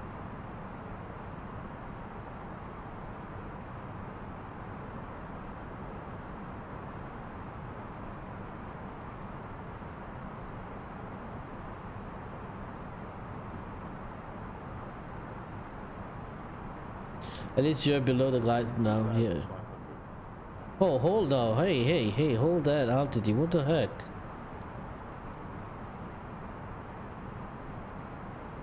Get it back. Get it back. Not sure what's going on. That's something happened there. Okay, he's climbing back. You don't want to bust the restrictions. Come on, bro. Come on. Don't do that to me.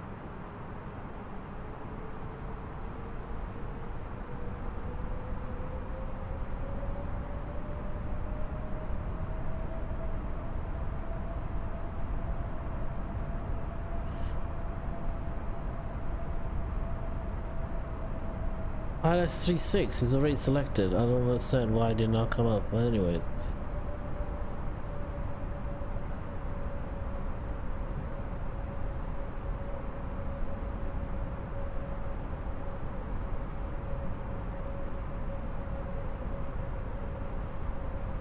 Keep it like this. Cabin crew, be seated for landing.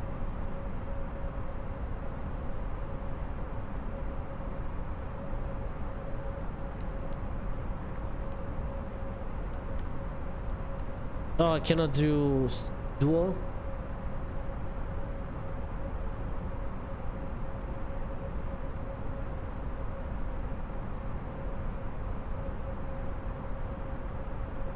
Okay.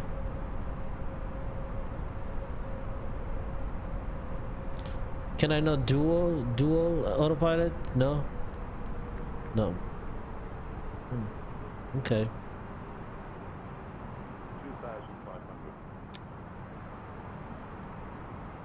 Flaps 2 is usually what helps to get the descent gear down to below 200 knots. So.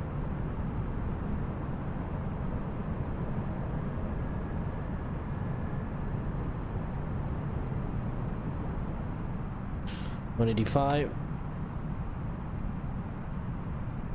Full flaps 177. Yep.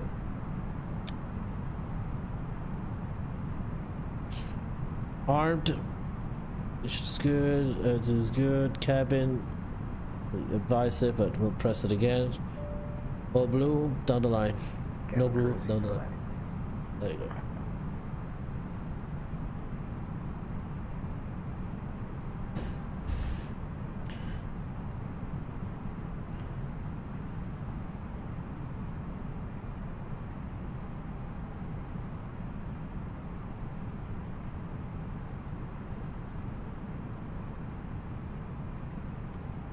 That doesn't work like that. That's okay. Glide slope. Yep.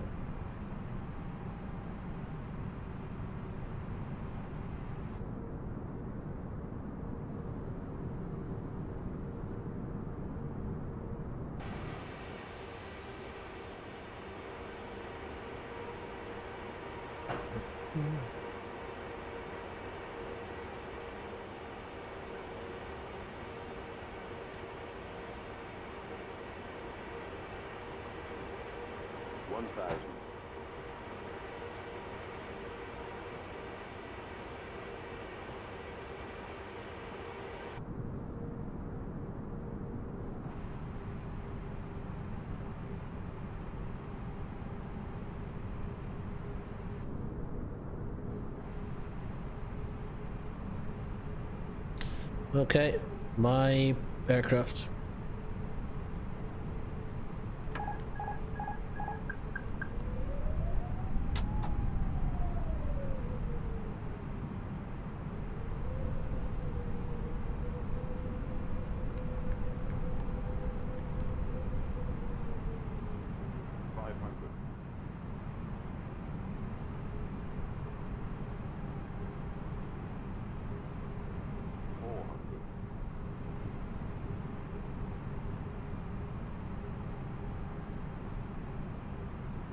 Above.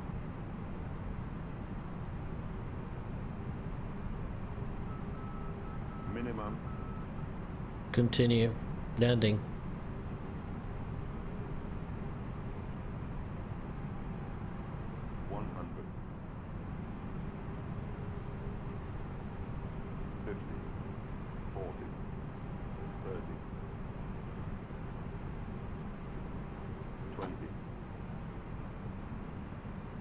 Oh, that was gonna be a long ass landing. 10, Go around.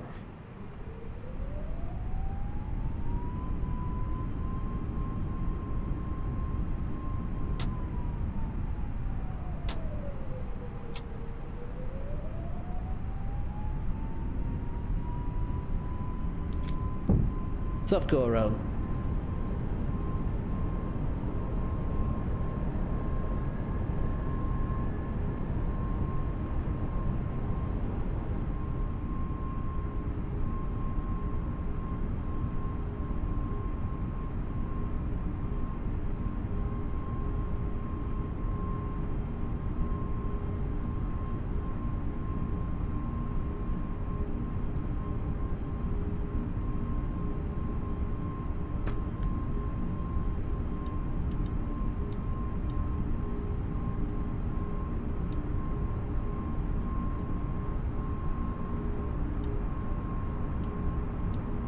No, no, no.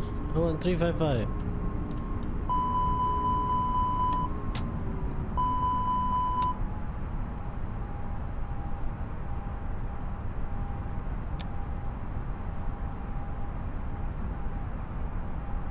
A lot of flirtation. That was a flirtation.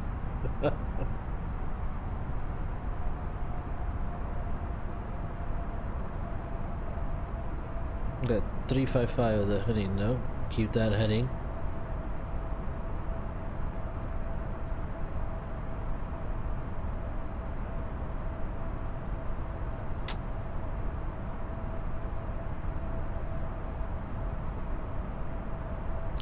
Let's plan the approach again. Flight plan.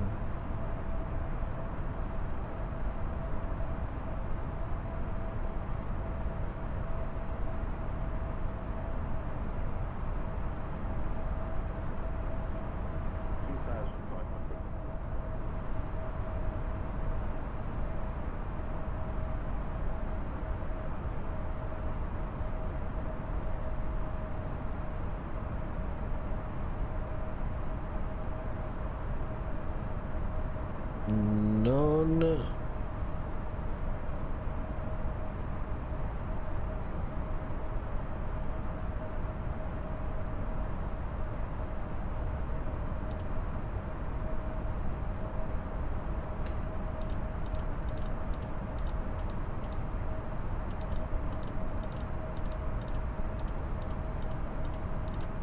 I'm gonna vector ourselves down.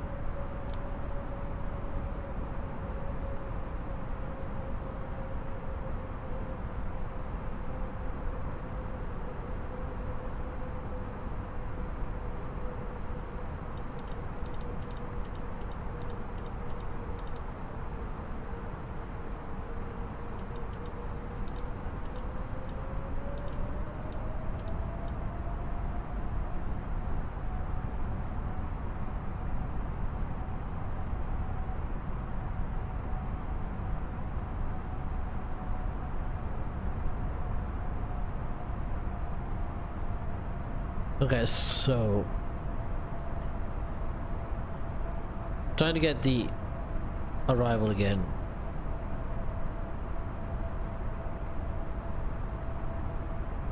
No star. Approach via us.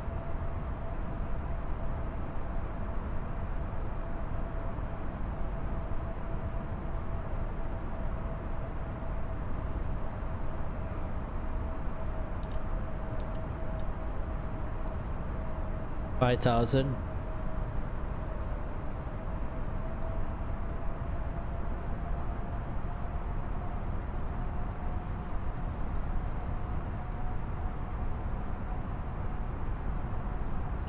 Up.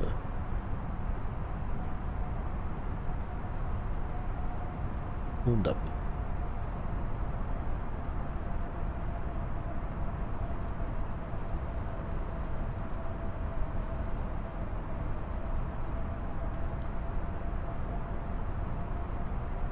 There we go. Yo, Chief Simpati, welcome aboard. How you doing? Good to hear. Good to have you here. Gathering energy to do a cartwheel. What's a cartwheel? My bad. Sorry for my ignorance. So we try this approach one more time.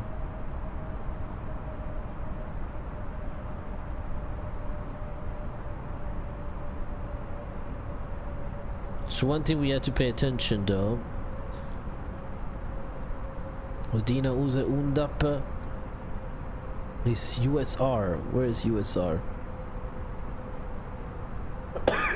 Let's see if we can remove USR.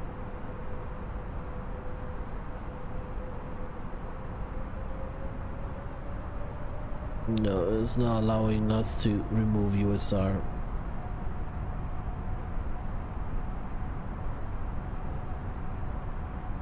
So once we get to this side over here, hold on, let me see.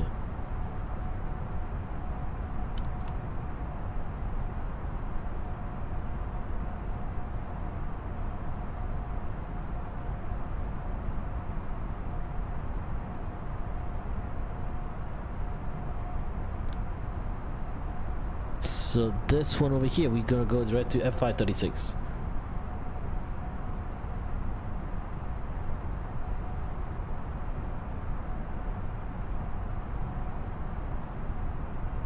I think USR means user. Yep.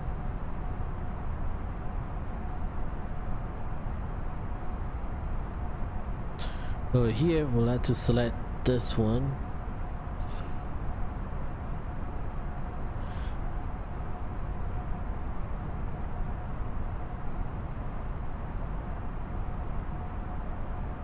There you go. Keep that in there.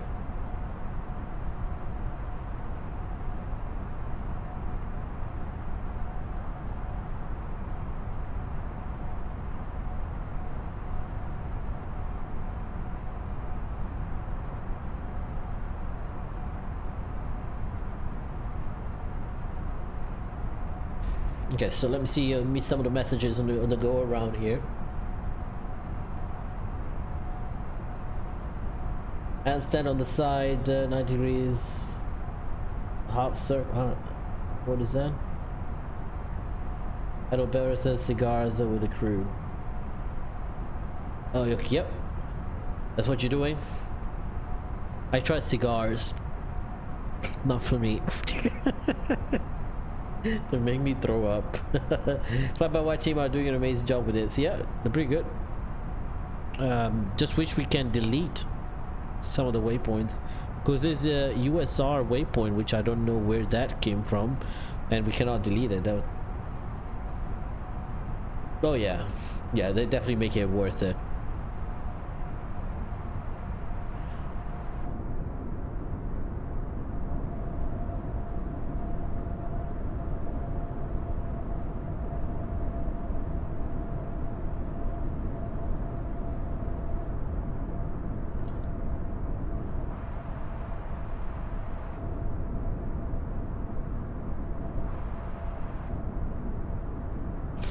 I like Avio Superficie Los Angeles. It's that's actually a name. I know what I'll be doing this Christmas, January. What are you gonna be doing? Tell us. Is that a surprise?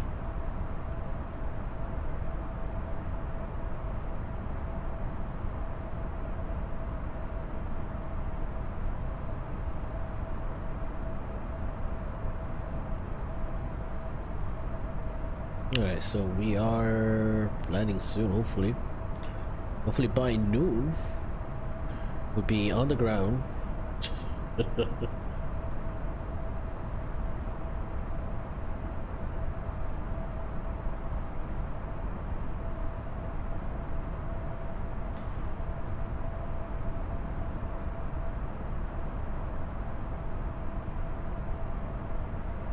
Oh well. So looks like this time we have to do is so the question, does this plane tells you when to retard, right? It does. That's called retard, right? I'll be coding, modeling, and texturing, sound making. Ooh. Coding, modeling, and texturing, sound making. For what? This for me. Not now.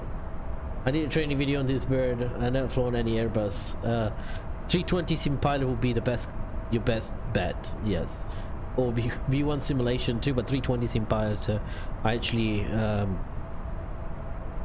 I like the way he explains stuff. So check out 320 sim pilot. To be honest, he's done an amazing job with the tutorial on these birds. So.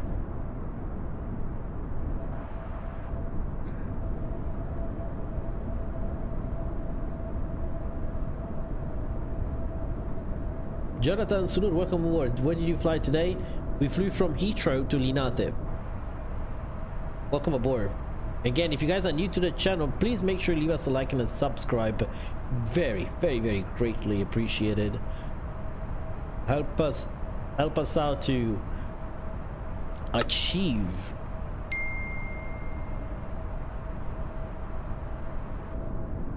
a 2K subscribe count properly, hopefully. Yep. I sound like Yappa say, can't decide flight factor 767 IXEG, which one is the better? Oof. I mean, the IXEG 737 is probably one of the most realistic 737s they ever made. That's what they told me. I don't own any of that. I mean, I own the 767, but not the 737 IXEG. I was so close to buy it, but I did end up not buying it at the end. Foolish me. But I don't know, the 767 is fun to fly though.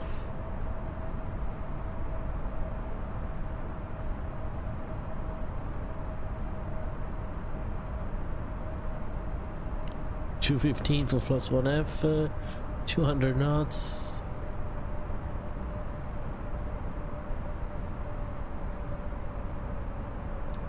Uh-oh, I forgot something. Why cannot shoot? There you go.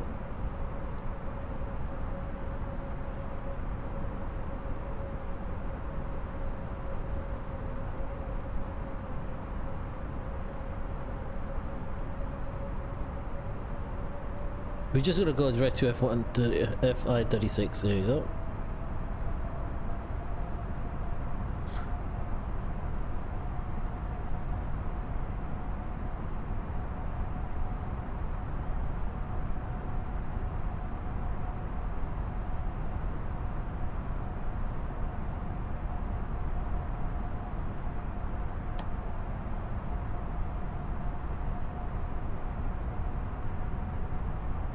Let's flaps too.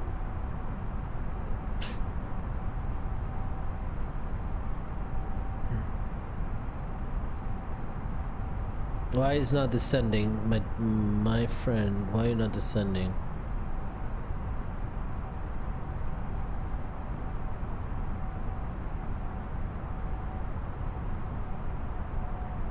Okay, well, we'll press that.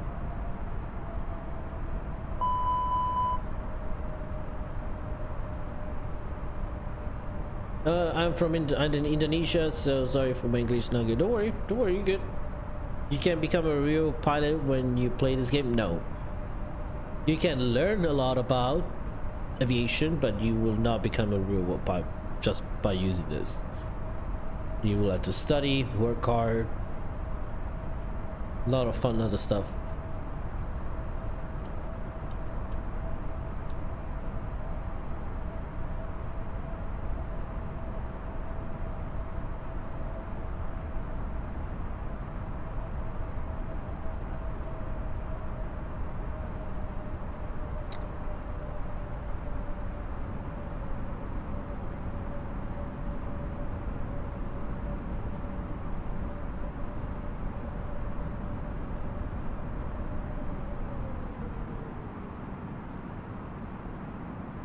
Yeah, now we're way high, way too high. So we got screwed up there.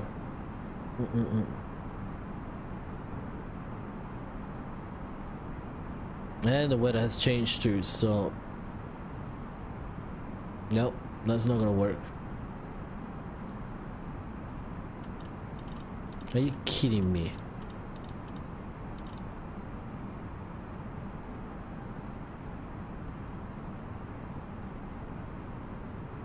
Can you fly to Indonesia? Well, we'll try. We'll do our best to fly to Indonesia.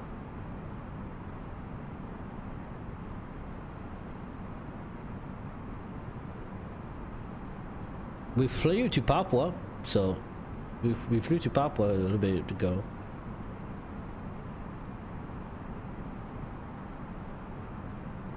But we'll see. We don't really, I don't really do flight requests, to be honest, just because we get so many and it's so hard to make everyone happy. So, but we'll do our best, okay?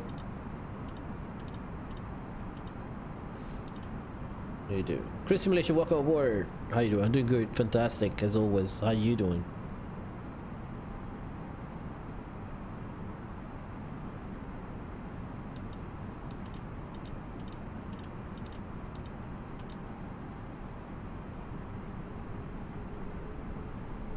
Yeah, flew to Papua.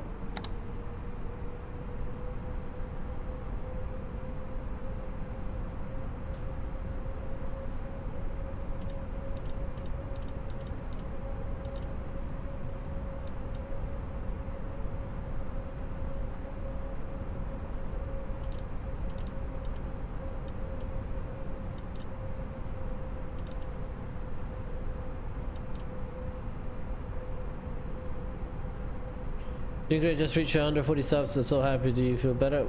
I feel like normal, I guess. Not better, but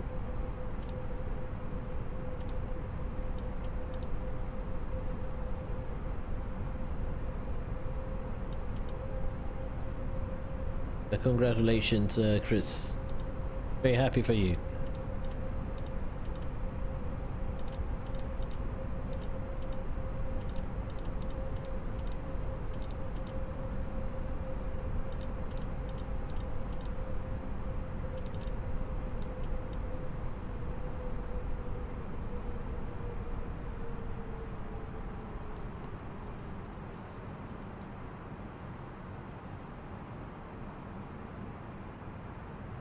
Okay, we can go ahead and press the approach mode on.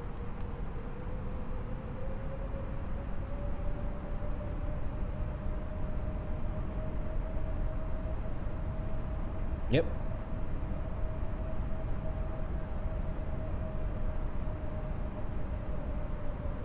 Okay, the visibility dropped quite a bit too again.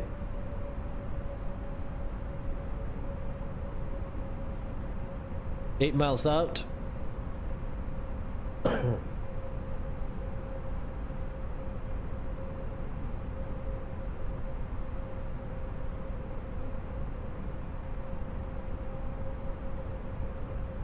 Glide slope intercepted. Waiting for the gear down at 5 miles. 2,500. Checked.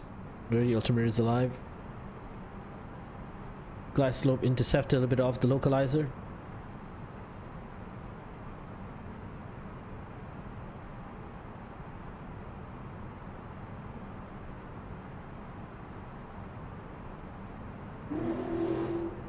Okay, let's go with flaps 3.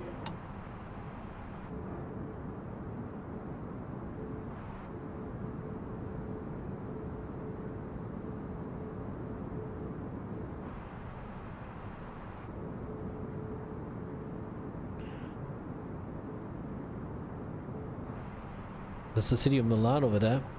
Unfortunately, we can't see the buildings though. Don't know what happened. Which is good though, probably. I don't know.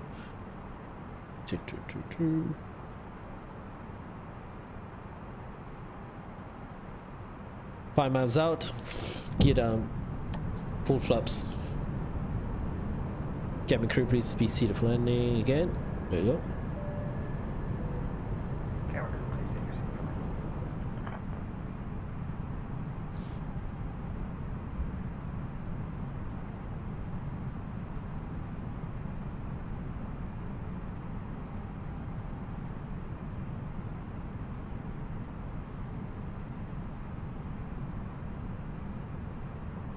If you get the speed a little bit down though. We're looking at 127 in the approach, 122 landing speed.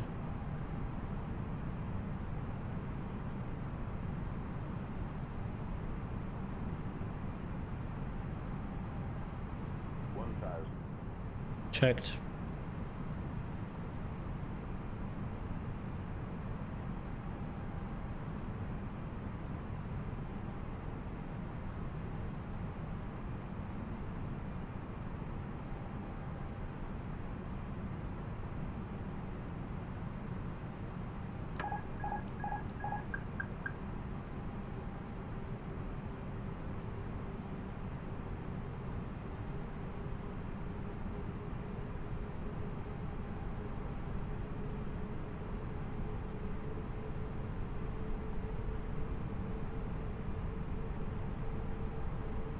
We also got somehow 12 knots of 2 knots of tailwind, a little bit, not much.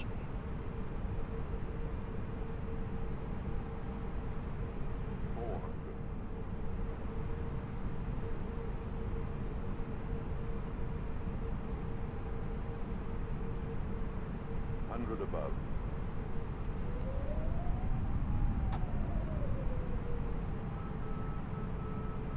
Minimum. Landing.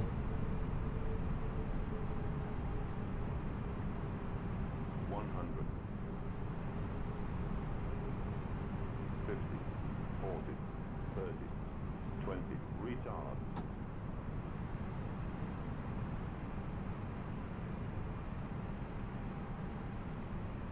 My God, go down. 5.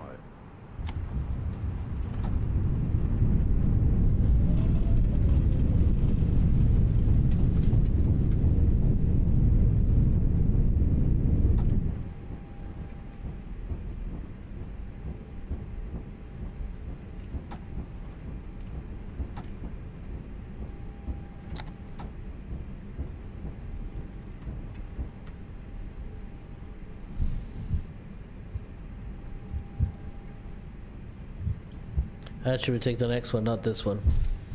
Actually, I think this, yeah, the next one. No, I missed it. I missed it. No, turn. No, it's not turning because it's not. I'll take to take a.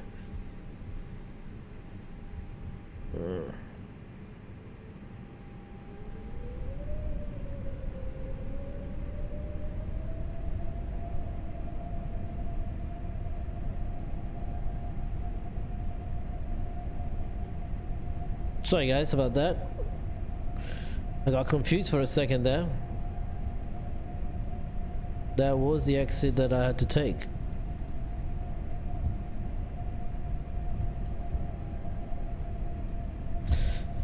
I don't know why they did not put the lights on this. I don't know, they did. Okay.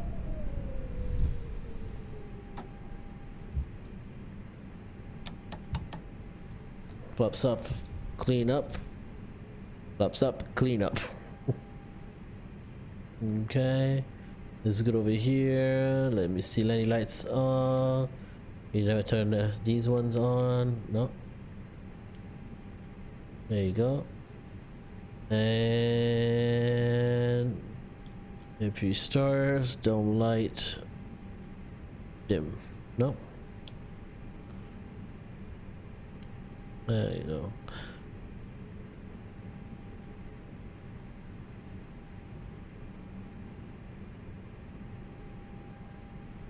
Thank you, appreciate you guys. A bit float, massive float, to be honest, but I'll take that. Chris simulation, how do you find the decision height of an airport? If you look at the charts, there is a whole section about decision height. It's the one in the brackets. So the number in the brackets is your decision height, and the one in bold is your it's your decision altitude or MDA. Can't float to another zip code.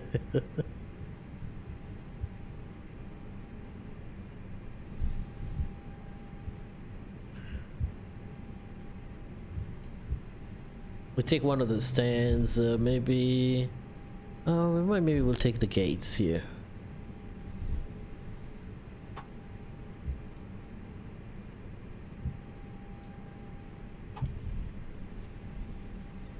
You can turn off the lights now. We've never turned off these ones.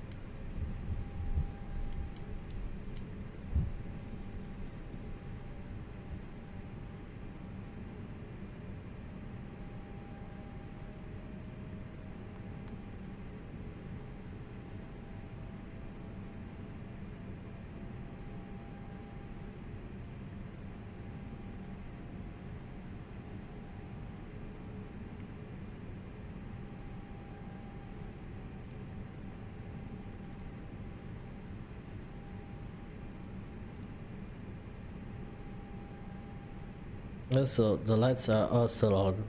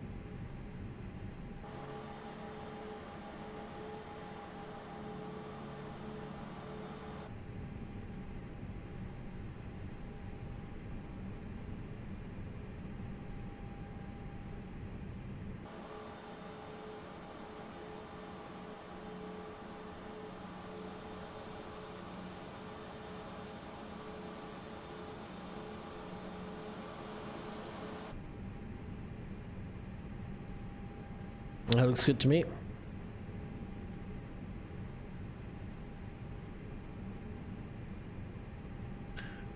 Park brakes on. It's good. APU bleed on. APU available. Bleed is on. APU. You see? Available? Yep. Engine number 2 off, engine number 1 off.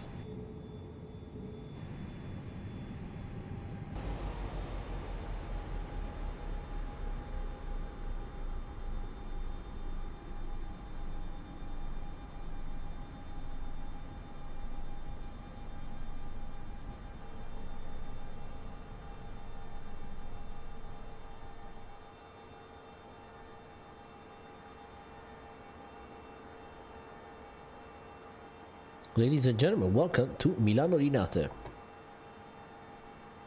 Christopher says Linate known for fog and mad dogs. Unfortunately, yeah, kind of unfortunately for the mad dog too. I don't know if you guys remember the Scandinavian. I like how the jetway actually it follows the aircraft shape and not just beautiful. Wish jetways on next plane were like this. But anyways. Ladies and gentlemen, welcome to Milano Linate. This is the Payware scenery that Des Moines, how you say his name? Des Moines, I think. Let me double check. I cannot check, never mind. But it is a Payware scenery. Now, does it resemble exactly like a Milano Linate? As in, let me get it right.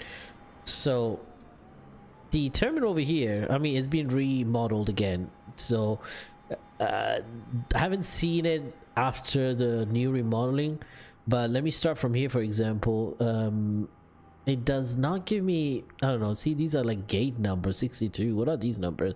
67. I haven't seen these number ever. These are parking lot like open doors, which are the entrance of the airport. Don't know why they put those. I think it's a lack of detail. Now there's a bunch of airports that are coming out from Microsoft. There's a lot more, like a lot sceneries that are coming out. I'm not gonna lie, not all of them are exactly they're not good. Like they are Yes, a close approximation, but why make it payware, correct? So now, for example, here, this is one of the problems. The tower looks not exactly the same. They put the ANAV logo, but they did not even bother, for example, to make sure that the logo does not cover anything. It covers half of a window, part of the window, and an entrance there. So not even the time to, you know, move it sideways a little bit so that it looks a little bit better. No, it's missing the big dome. Where is it? The radar dome, which is pretty famous, and it's usually right here. There's a radar dome and it's missing. But to be honest, Milano Linate is a very simple airport. It is a very simple airport, I'm not gonna lie. It's not expecting to be 100% accurate, because to be honest, it's not like you're not gonna get it, and if you do, there's not a huge difference. So I'm okay with those imperfections. But if you're someone that need to have an airport that looks exactly like the actual airport, you know, this is not gonna do it. Like, this is not gonna help you. Your OCD will probably go through the roof. The fact that that's not aligned, the only good things about, which is, to be honest, is the main thing that recognizes Milano Linate Airport, is this gigantic Emporio Armani hangar, which is used to, now we cannot probably get in, oh we could probably, which is empty, which is usually doors open and has all the buses that the bus, you know, all these little buses are actually stored in there. There's no planes in that hangar anymore. This used to be the old Caproni hangar, because the old airport was a hydroplane airport. So this was the Idroscalo, and that's where the whole activity, the Caproni activities were starting, basically making aircraft, and this was their hangar. And now the hangar is not used anymore. Actually, as you can see, looks like they have a double hangar. Like, they did not even spend the time to remove the buildings underneath it, right? Like, you see that? Like, I don't know. No, there's buildings in here. They did not spend the time to remove those, you know, and that could be a good, you know, that's not good, I would say. Like, it ruins your frames. This is all unnecessary. This is all things that they're not supposed to be here. That's not necessary. So, and that ruins your frames, because that's things that you won't see. But otherwise, the scenery is, well, it's pretty okay. If you ask me, the jetway disconnected somehow. Not sure why, but anyways, if you ask me what you think about it, see, will you get it? Yes, I got it, because if I want to land in Linate, this is the main building I know. I landed in Linate. This is what I recognize this airport for. Not much of the terminal. The terminal is pretty classic, old type of terminal. Maybe with the new lift they made to the facelift the airport got, maybe it looks a little bit more like this. But otherwise, the jetways are there, and it's fine. To be honest, it's mostly a ramp activity. Most of the flights depart from the ramp here, take the bus, and they take you over there. But it's lacking the personalization, like having the ground vehicles that are typical for this area. The tower, the radar dome is missing. If you're departing, those are things that you want to see when you're using this taxiway. The radar dome is pretty massive.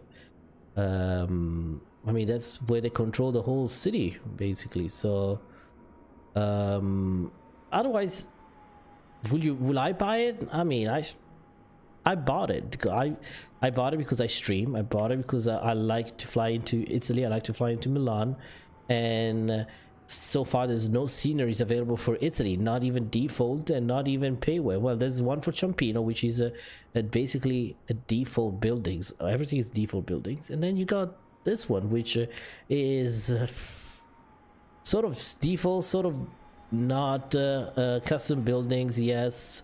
But the only big custom building is there. But you guys can see it too, like the issues. Look at that. Like, some of the buildings behind are coming out, like they are visible, and that's not good. That's something people need to fix. And hopefully the person that did this scenery again this is not a way to bash anyone. It's just like a please pay attention to those details before, you know, sending those sceneries out. This guy has made some actually awesome sceneries that I own. This city was not given to me for free. I bought it, so I hope it will fix this. But when you see the next, when is the next group flight? I want to fly with you. Okay, we can do that. But to say Pilot Plus does a great detail. Oh yeah, I mean Pilot Plus is not only, but there's many others. I mean he does some great sceneries too. He just this one was again, love this, really love this. That this is done very well. If he could have removed the buildings underneath and behind it so that they don't come out. And you know, there's a sign over here that says Linate. That is missing. These are some important details that are you can see these terminals looks like some, see that is not right, you know. There's a ramp that goes up, there's an upstairs level that is not flat, there's an upstairs levels of the airport, there's 2 levels, it's not 1 level. So this road over here that you guys see on the side, this is actually an upstairs that goes up, there's a road that goes up. So well, anyways, ladies and gentlemen, we are here. We arrived into Milano Linate. We'll be planning for another flight tomorrow, same time. So we're talking about 9-10 a.m. Eastern. We'll take the A320 Neo again on Microsoft Flight Simulator 2020. And thank you so much everyone for tuning in, stopping by, saying hello. All the new likes and the subscribe. We are 2 likes away from 30. Come on, let's make sure you smash down the like and subscribe button. And yeah, again, I'll try to get the replay add-on now that is available for Microsoft, and we can try to do a couple more flights with it now. As always, thank you so much again for stopping by. Thank you for all your support and all you do. Thank you for being kind to me and patient with all the go around I did. And as always, maintain social distance, wash your hands, follow your government directives, and blue skies, everyone. Everybody's out. When you want to get off the darkest ground, but gravity pulls you straight down. Earth from a bird's eye view. You should grow feathers and see this too.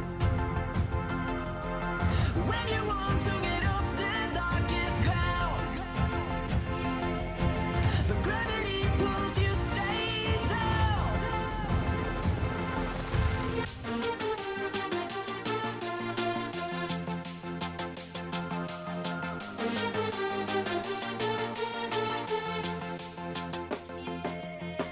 When you want to get off the darkest ground, but gravity pulls you straight down.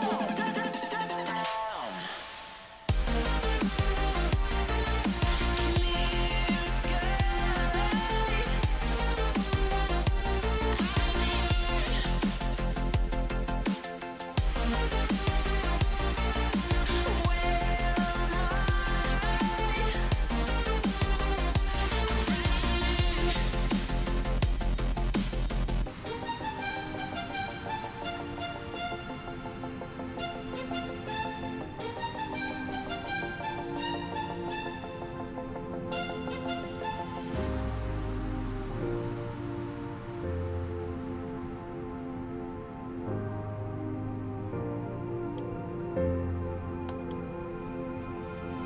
When you want to get off the darkest ground, but gravity pulls you straight down. Earth from a bird's eye view. You should grow feathers and see this